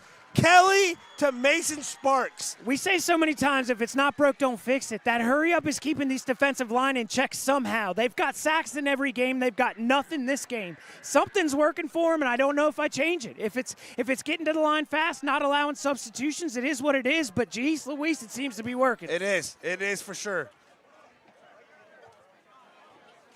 So Waverly will take the ball over on their own 38. 2 wide receivers to the right, 1 to the left. H back there. Hand it off to Hurd. And every single lineman for Unioto on the tackle. Yes. And I think that's going to end the quarter. And I believe we are going to take a break here so our MVP, Derek, can kind of reset for us. Alrighty, so MVD said, you guys forgot I'm the MVD, so we don't need to take a break. 28-14 here. Guys, Waverly came out and they answered the bell here in this second half. Tony, what are your thoughts? I'm telling you what. Sorry, we've got a peeping time in the scoreboard here. I got to give him a shout out. I love you, bud. All that being said, what I'm looking for, again, you got to have your senior leadership. You got to come out here. You got to make a stop. Something that I really liked about that 3rd quarter is just, like I said, the adjustments from Waverly, just going out there, fixing everything, taking a 14-point lead into this 4th quarter. It's looking like it's their ball game to lose now. I can't breathe. I do apologize. Ladies and gentlemen, this is why we're not on ESPN. As you guys saw the scoreboard there, it was just killing us. That was the most electric scoreboard shot I've ever seen in my life. Oh, all right, well, I've gained my composure here. Fellas, this has been a lot of fun. Dropping bombs, photo bombs, and I don't know what else rhymes with that, but I'm having some fun, bud. So, yeah. I really like this set that Waverly's been doing where they're overloading one side. There's usually the strong side here. And then It's looking like a little screen pass for Hurd here. Oh, my goodness. And Hurd makes another guy miss. He's going to get up to right about the 49 there. That's looking like it's a 49. It's going to be a Waverly first down here. You see how technical this dance is? I know. It's making me want to do I the will extra say shot. this about this hurry-up offense. I think that is one of the biggest reasons why this Unioto defense is starting to tear down, is because this hurry-up offense is just, they're Makes just you not, tired. Yeah, they're not in pace for it. Which again, shout out to Waverly for having just the stamina to be able to do something like this. Hurd with a handoff here. You can't. He's running into his first defender at the first down marker every single time. Huge run, first down there for him. Something that's just absolutely he just needs a shout out for is the fact that he's playing both sides of the ball. I haven't seen him really come out of this game much except on special teams, and he's even returning kicks though. Yeah. So 11-18 here to go in the fourth quarter. Waverly up 28-14. Ball on the 40-yard line. We see Creed Smith here. We got some fresh legs. Let's see what happens. Kelly takes a snap. Little miscommunication there. Rolls out. Looks like he's going to keep it. That's smart play by Kelly. I think that looked like it was a design handoff, and they did not go to the right place. A little bit of a miscommunication, and he just started rolling out. Looks like he was going to try to get rid of it. And that happens whenever you have a running back come in. Hurd's been dominant. You got to give him a break there. Looks like number 34, Creed Smith. Again, he's in there a lot, but a tight game like this, maybe just a little mental error, but good thing that there's no turnover or anything that happened off of it.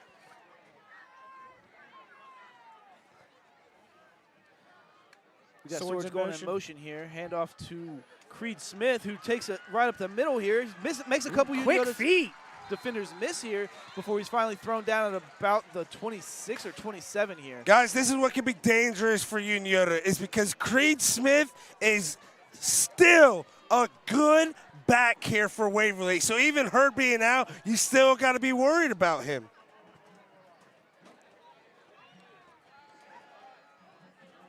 Not only at 165 pounds, 5'8", Creed Smith, he's just a bottle of lightning out there. Yes.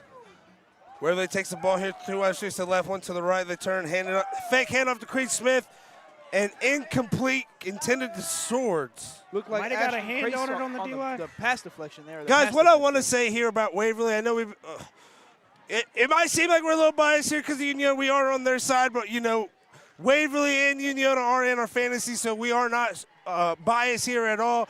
I wanted to say Waverly has just stuck to their method. Did it work in the first quarter? No. Did it work halfway through the second quarter? No. But they kept working, and look at them now, up 28-14. Kelly takes a snap, turns around, hands it off to Smith. Smith, again, Unioto's got to get a better push up front. You can't have your first tackler hitting him 5-7 yards down the field.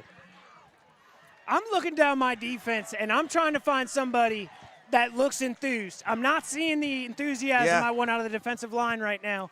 They've been playing a long game, and it's a ground and pound game, but I'm looking for somebody down there that's chomping on the bit. And that's kind of what alludes to what Adam said. You run that no huddle, that defense is going to get tired. Your offense is used to it. Your offense is used to that no huddle. False start on Waverly, that's going to be a huge call for Unioto there. 9:50 to go, though, you guys. You got to have a stop here.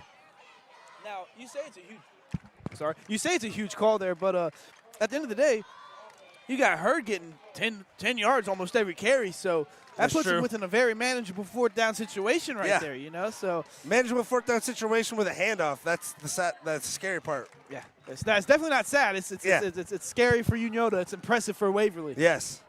So it'll be 3rd and 10 here after the false start. 9:50 to go here in the game. Unioto is losing to Waverly 28-14. Ball on Unioto's 27-yard line here. 2 wide receivers out to the left. Pollard in motion here. Hurd in the backfield. Kelly as their quarterback. Pollard back in motion. Kelly takes a snap, rolls to the left. And is that a catch? Oh, my goodness. Oh, incomplete. It looked out of bounds to me. Incomplete. Close. Real quickly, I got a couple of score updates for us. We got a final alert being Amanda Clear Creek 48, Adina 14.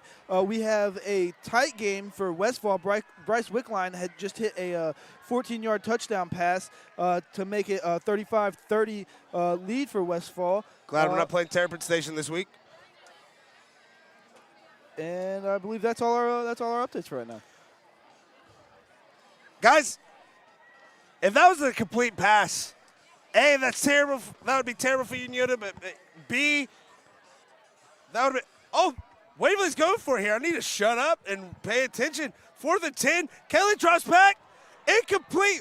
What a stop there for Unioto. What a stop. Their kicker's been pretty good. They're not that far out. I think I try to put the 3 on the board there. Yeah. Well, again, just with as aggressive as these coaches have been, why not go for it? You know, you got a 14-point lead To seal the game. Yeah. It's like 14 points in high school football Hey, is not as much as we want it to be. Clay earlier in this game, field goal don't really do nothing for you, does it? It does when you have a 14-point lead. I would say, I feel like in this one I would have went the field goal just because with 17, that's a 3-possession game.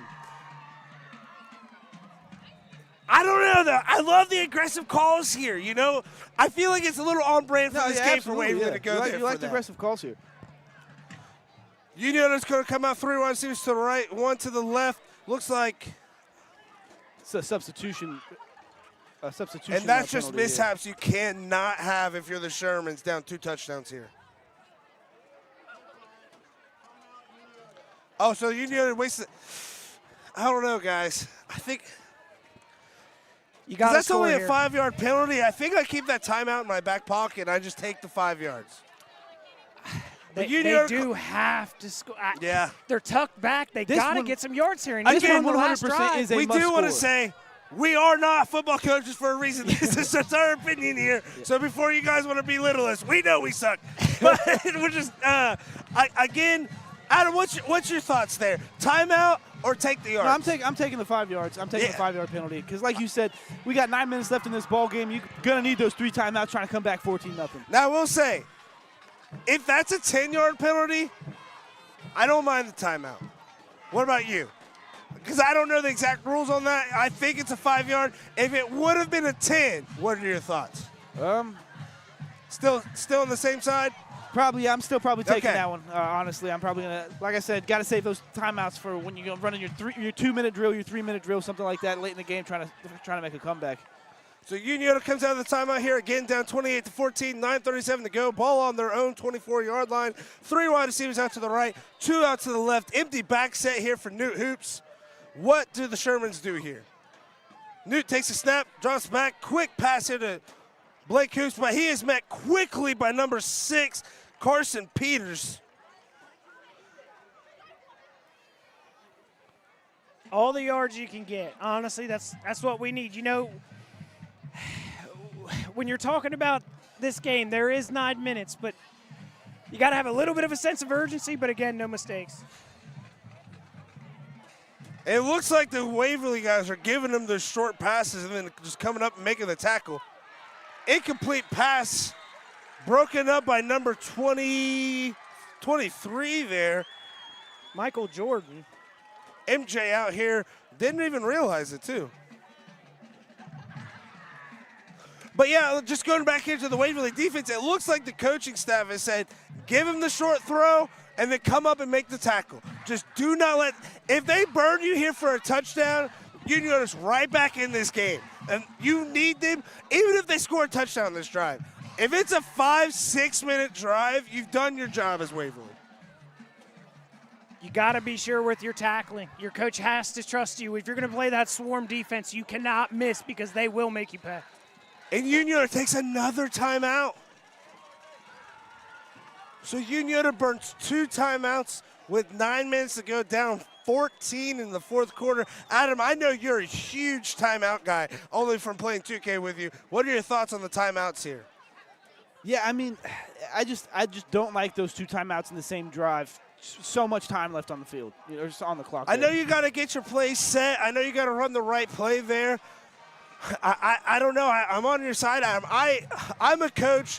I might hold my timeouts too long, to be completely honest with you, because I value them so much. I think that's what I'm thinking about so much when we talk these timeouts is not necessarily yards, the 5 yards, or the timeouts for the rest of the game.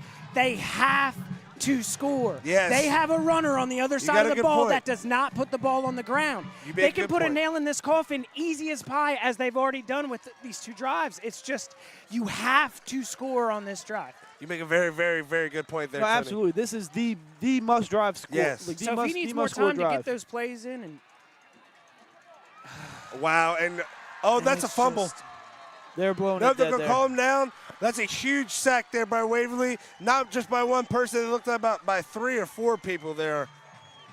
I'll Yeah, tell and you this- what, now that I think about it, when they're running this no-huddle offense, on offense, these D linemen are the offensive linemen as well, most of them. Yeah. So when you're coming out, it just really seems like both sides of the trenches for Unioto have been a little bit quiet in the second half. I will say this. I feel like Waverly has kind of controlled the pace of this game. Even in the first half when they were down, I feel like they were kind of controlling the pace here. Unioto punts it away kind of here. shows.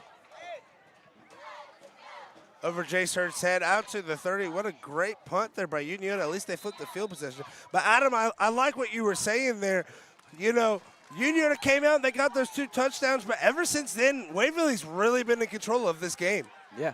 And not just the game itself, but they've been in control of the clock. Yeah, the tempo and how everything's going. They've made this game be played the way they want this game to be played. Absolutely. And again, people might look at this game and say, oh, Unioto's 2-0, Waverly's 1-1, but both of these teams are 1 play away from these records being swapped. Absolutely. Unioto's a play away, that Vinton County game being 1-1, and Waverly's literally a 2-point conversion away from being 2-0 against Miami Trace. Now, I believe it was Shane Combs, like he was saying, he was surprised that Unioto was able to keep that win and beat Vinton County in week 1. There was 5 missed turnovers there for Vinton County's defense. So, I mean, Waverly takes the ball over here on the 31. They turn around, hand it off to Jace Hurd. Jace Hurd's met by number 14, Ethan Summer here for Unioto, but gain of about 2. now I will expect to see this for the rest of the game from Waverly. Oh, yeah, it's going to be Hurd, did you Hurd? Maybe a little bit of Smith. I would like to see Smith get some touches here, only because he's a good running back. You're up 14 here. You might not need to put those unnecessary hits on Hurd. Yeah, you want to keep him fresh maybe for next week. Exactly. You know, I mean, and you hate to look at next week, but at the same time, you're up 14, 7.5 minutes to go. You got to look, and here we go, Hurd again. Now, Unioto, knowing that they have to be run, looks like they're a little aggressive, sending the backers. Maybe the safety's not playing back so far, because that looks like a gain of 0, if not a negative yard. Just like you said, safety coming up. That was number 7 in there, Ty Woods. So, Tony, again, you're kind of our safety guy. Oh, so they gave him a gain of 2 on that one. You're kind of our safety guy here. Do you like them playing up, or are you afraid of them getting burned here on this 3rd and 7? You don't have much choice. True. Kelly drops back, looking for the pass, lets it go. Swords beats his man. Incomplete, broken up by number 9 of Unioto. So that's a big stop here because not a lot of time comes off this clock. Still 6:48 remaining in the game. Unioto getting the ball back. Guys, first play for me, if I'm Unioto, I'm taking a deep shot down the field. If it's intercepted, I mean, I guess it's intercepted, but I got to go out at least with a fight. I'm going hoops. Cutright's been quiet. Maybe go him. Crace has been quiet. Maybe Now, go him, but I got to go Have somebody. we seen Cutright come back into the game after he left earlier? Oh, that's a good analysis. I don't know. I'm not 100% sure on that one. I think if they're going to be taking some shots, Oh, and that's a short punt here. So Unioto will get the ball on their own 50, own side of the 50. They need a touchdown here, fellas. what I would like to see, a lot of the deep passes that they've been having have developed, and there's been a lot of time for the defense to react. I wouldn't mind to see Nuke get the ball, let it go, and let his receiver go underneath it. I know they've got some speed, and I know that might work for them. I just feel like this Waverly defense, the more time you give them to get set, the more Do you try that hook and ladder again here? I'd really like just that quick deep where Okay. he just gets the ball, lets it fly, because it doesn't give the defense a chance to catch him. If that receiver knows the route, it just gives them that one step that they might need to get the ball. So Unio will take the ball over on their Waverly's 48. They'll have 2 wide receivers out to the right, 2 to the left. Looks like Dollison in the backfield with Newton Hoops as the quarterback, taking it in the shotgun. Dollison will move to his right. The refs have whistled for play to start. Hoops will take the snap, drops back, and there's the bomb. Oh, and he beats Cody. It. Just a little underthrown there. Jake Howard beats his man. It's just a little underthrown by Newton Hoops. Was that Jake Howard? I thought that was Cody. Sorry, Cody yes. Bradenton.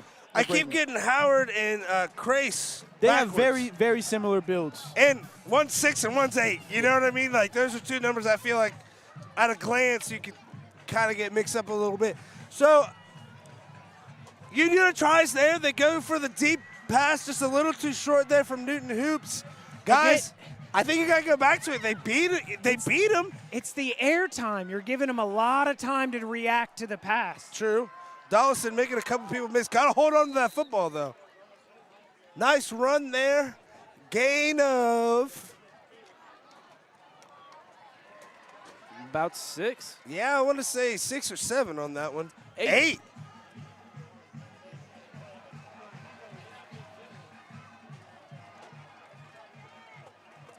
We got another run by Dollison here. Looks like they try to give it to him for the first down. And it looks like they got it. Yeah, first down Sherman's.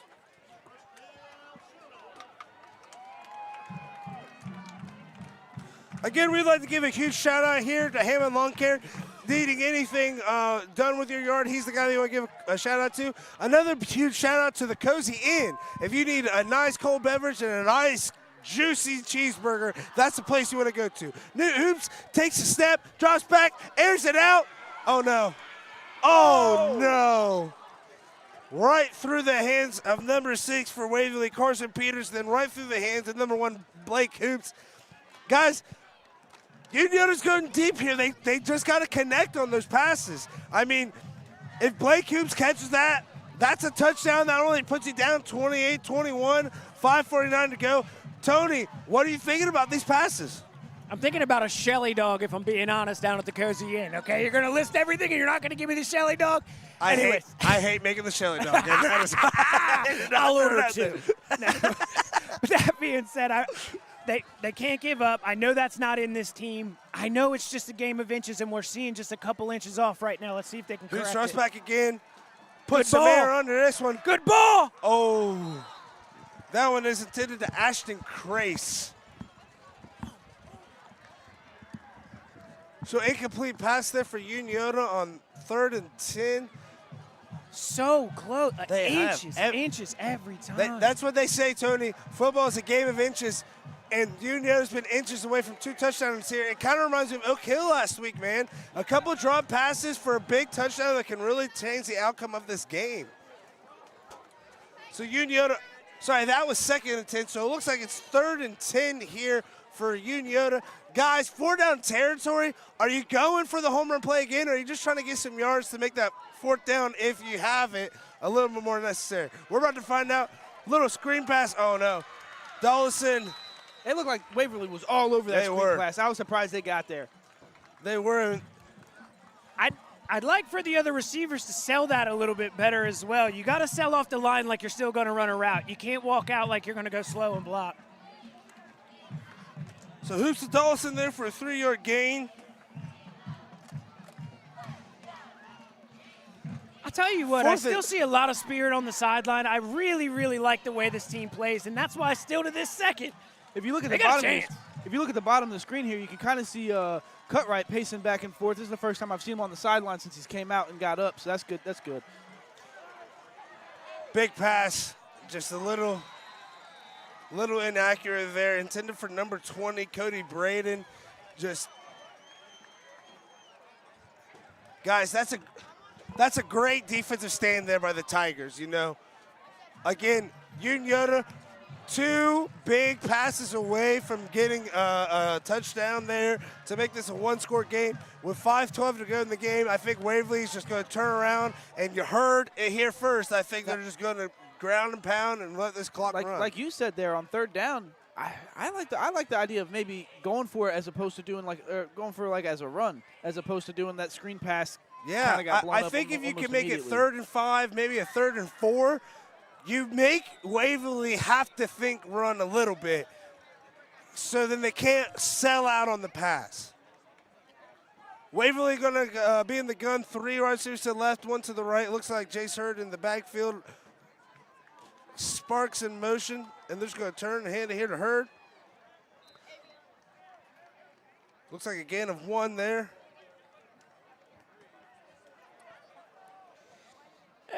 Maybe we go ahead and give Jace Hurd a rest, make sure he's healthy for next week, and get a little bit of arms wide open. That's what we were talking about give me a couple yards too.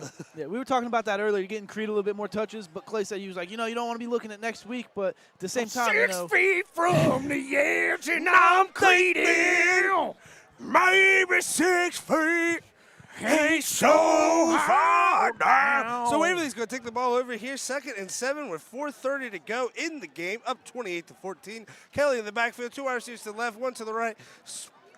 Swords has Hand been off in there motion to all night. Hurd. Hurd makes 1 tackler miss, and he's met by a host of tacklers led by number 10, David Long. That's a name that you'll hear a lot tonight, and you'll hear for a lot for the rest of the season because he's been everywhere for this and Unioto for defense. years to come. Yes. Being an underclassman. Freshman or He's a sophomore. Talking about transfer. Talking about David? Yes. Yeah, he is a very 6'1" happy sophomore. about him. So that is going to be 3rd and 3, a gain of 7 there. Jace Hurd did just pull a move that resembled a turnstile in a New York subway, which was absolutely gorgeous. It's now you see me, now you don't. I love the way that guy plays. Honestly, being in Unioto, we've been talking about them a lot, but, I mean, it goes without saying how good of a player he is. Go watch some tape from last week. You'll see it there. You'll see it this week. Great Waverly team. So Waverly will take a timeout here. They're first of the second half. Well, again, we want to give a huge shout-out sponsor to Hammond Lawn Care. He was the whole reason that we were able to buy 20 Papa John pizzas here for the Unioto student section. But there's only one reason we were allowed to do that, fellas, and that's because New Hoops came up clutch for his student section on a Wednesday, hitting that goalpost for him. Guys, when it comes to the game right here, 28-14, 3:38 to go, you know Waverly's got to be handing it off here to ground and pound the clock. What are you doing, Unioto? Adam, if you're on defense, what are you trying to do here? I don't want to say load the boxes. The second you go loading the boxer, it's going to beat you one-on-one on the outside. I mean, these receivers have shown that they can do that, and it seems like, since the first half, Kelly's kind of calmed down and made the second half his half.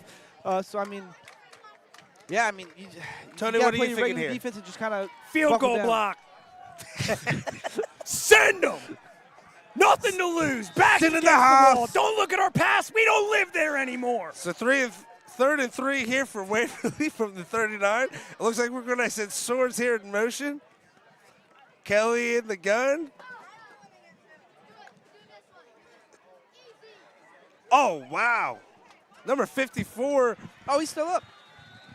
Ben Griffin goes flying in the back there for Union. Thought he was going to get a tackle for loss, but it doesn't look like it. It looks like it's going to be a first down run. I think that was Hurd as well. It always is. He's out here running like a scolded dog. I am absolutely obsessed with the way he's been running tonight. And then a score update real quick for Westfall. They lead Circleville 48-30 going into the fourth quarter. Good win there for Westfall if they're able to hold that one out. That's against a big, bitter rivalry there. Guys, shout out to the moon. This thing looks amazing. I was just looking at it. It's looking like a blood moon tonight. Yeah. Super blue is what they call it. This is what they name blue moons after. Oh. It happens every 30. Yay! Dropping Here we go. some knowledge here on Look the at Ride the Wave game Deion call. Sanders I might be a little hezzy colorblind move 'cause that he just it don't pulled. look blue at all. That's the crazy part. But I yeah, know. I've heard him say that it is a blue moon. Yeah, no, it's a super blue moon. Yeah. But that being said, Deion Sanders' hezzy move, you guys just don't want to acknowledge the fact that was just super dope. We're not supposed to say Deion's here. Yeah. But like you said, a Deion Sanders super hezzy move there for Waverly. Guys, Waverly's doing what we thought they were going to do. They're just going to ground and pound this clock. And we got two running backs like that can really just run you to a W. That's what you got to lean on. It looks like we have a penalty here on Waverly, though. That's going to set them back about 10 yards. So that'll be 1st and 20 from their own 34, 3:11 to go. Now, everybody thinking that this game's over, it is not. We're one pick six away from this being right back into striking distance here for Unioto. Also, just got another update here. We got Piketon leading Valley 34-14 at the end of the third quarter here. Not surprised at that score out of Piketon at all. Kind of expected. Now, I am a little bit surprised because I heard Buddy Wilson's on the run from that murder charge he caught from Oak Hill last week. Jace Hurd here.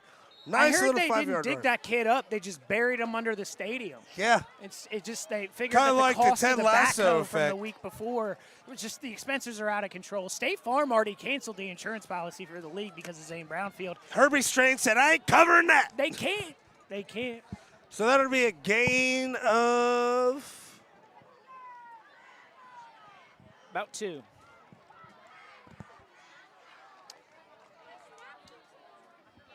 Again, we want to give a huge shout out to Unioto for being great hosts throughout this entire week.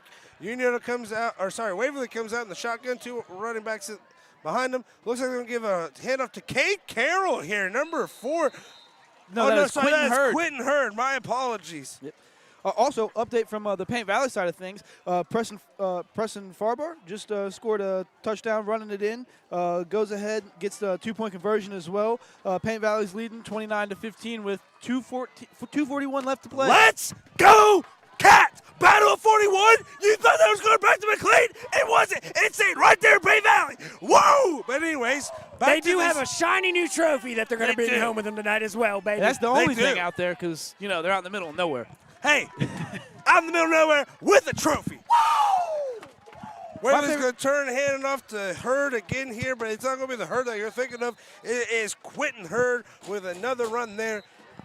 See, my favorite thing about that Paint Valley field is it reminds me a lot of the last 2 episodes of Blue Mountain State, the football field and the cornfields. Yes, it does. Man, that makes me happy. Battle of 41, baby. Woo! Can you eat that corn?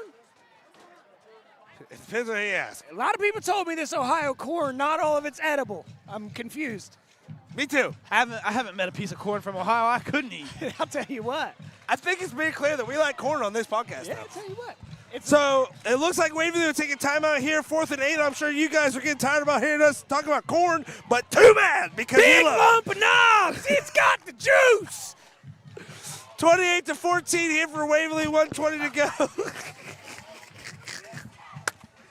I'm telling you what, Now, I want to give a shout out to somebody that I don't think we've talked about much. I've mentioned him once. Waverly coach has to get some respect. Sometimes you got to give the sauce to your boss. Absolutely. I was talking about the adjustments that he made at halftime. Just to come out here and make great adjustments. And like we were talking about on that last drive for Waverly, they get a touchdown, the whole momentum shifts. They get the touchdown. Do you guys go for it on this 4th down if you're Waverly? You go for it to try to seal the game, keep it, or you take a chance putting it, give it back to them, see if they can't, you only got 1:20 left. There's not a whole lot of time, but anything can happen. So what do you do here? Do you go for it, Clay? Get the stop. Let's go. I punted away. My defense has been unstoppable. And that's going to be a pass to number 84. No surprise there, Cody Swords. Let's go. We can still win. Yeah. I like this guy. I thought you had left the table and went into the stands. I'll tell you what. Yeah, is that you up there? Do you clone yourself? I'm telling you what. This moxie, out of control. I love every second of it. Sounds just like Tony up there.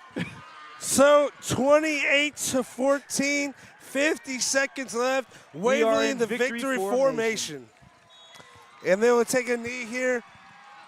They'll probably have to take one more knee. So run out this clock, guys.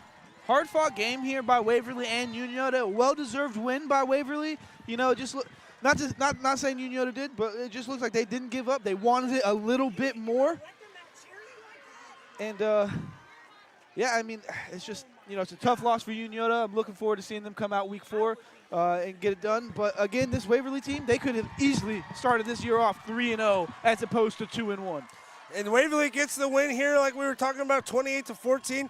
I don't want to call it an upset loss. I just want to call it a huge, huge win for Waverly. Yeah, I will say a couple people coming into this game kept telling me, look for Waverly to run away with it. And when they didn't, I felt like, this is exactly what I expected it to be. Good, hard football. Even though it was a 2-score game, I felt like it was close the whole time.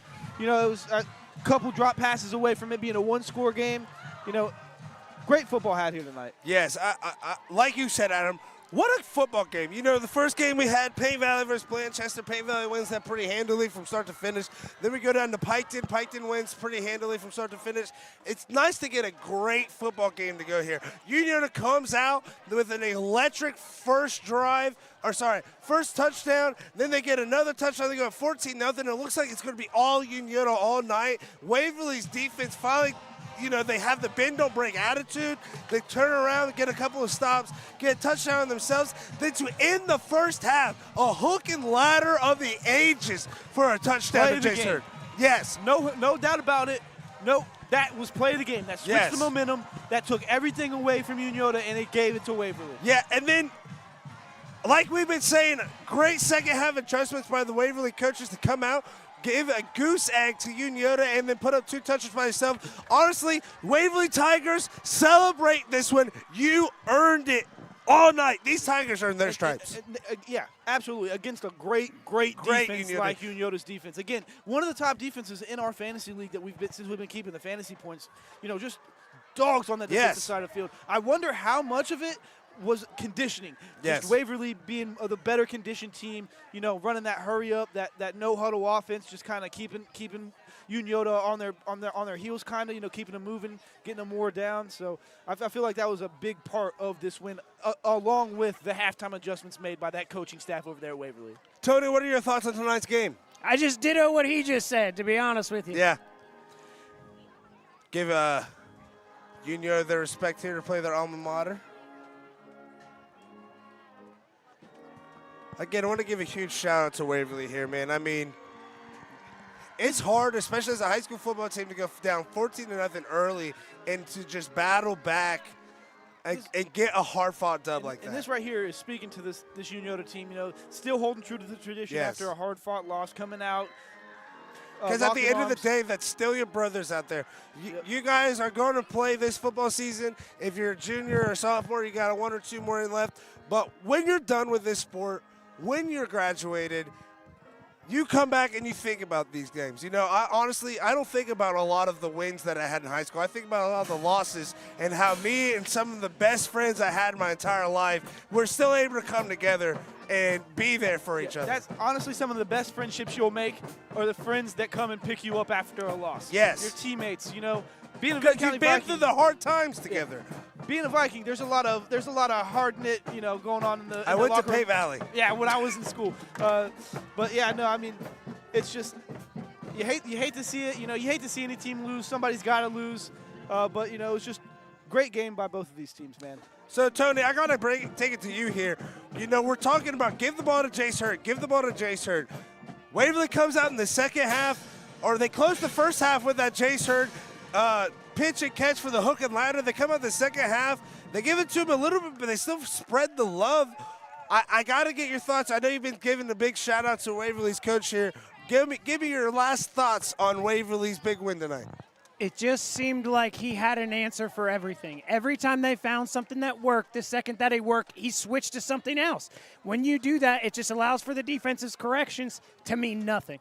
And to be honest, you just kept seeing it, hitting the soft spots, then going deep, still keeping them on their toes with Jace. And to touch on what you're saying on the other side, on the defensive side of things, he was making sure his guys were, prepared enough to sniff out these short passes, these bubble screens and stuff like that. So, yeah, I think you were absolutely hitting the nail right on the head. So, guys, I think that's going to be a wrap here for us. Again, we want to give a huge shout out to him and Lawn Care for their sponsorship and making sure that we can do these fun things for the students. We want to give a huge shout out for Unioto being host not only tonight, but for our pregame show on Wednesday. So that was a whole lot of fun. And again, shout out to this band. Dude, Best band in the land. best band in the SVC. I mean, Hey, shout out absolute- Tone. Shout out Andy on the camera Big up ol' there. Andy on the camera, making sure we get these amazing highlights for us.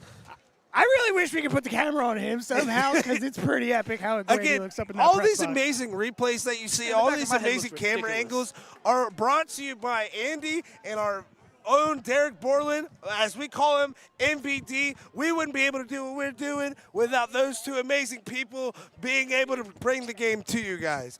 Again, want to give a shout out to the best damn band in the SVC, the Unioto Shermans here, giving us a great show during the halftime. Honestly, guys, as a musician myself, I think I almost come to Unioto games for the band. But again, that's going to be a 28-14 win there for Waverly. They improved to 2-1 on the season, and Unioto will fall to 2-1 on the season. Unioto will open up SVC play next week. Huntington, I think they have one more non-league game, and then they will open up. Or sorry, Waverly will have one more non-league game, and then open up their league play. Make sure you're tuning in on Sundays to our Ride the Wave show. That is live every single Sunday from 3 to 5 o'clock. Guys, any last words before we get out of here? Don't forget to tune into the Ride the Waiver Wire show on Wednesdays. That one's not live, but still tune in and see us. And shout out to the Grateful Dead. Tony, any last words before we get out of here? Great game, great fans, great everything. You to be guys are the honest. reason that we can do this. You guys are the reason that this is fun. Thank you for tuning in. And that is a wrap here from the Ride the Wave show. Oh, let's dance! We are dancing out of here.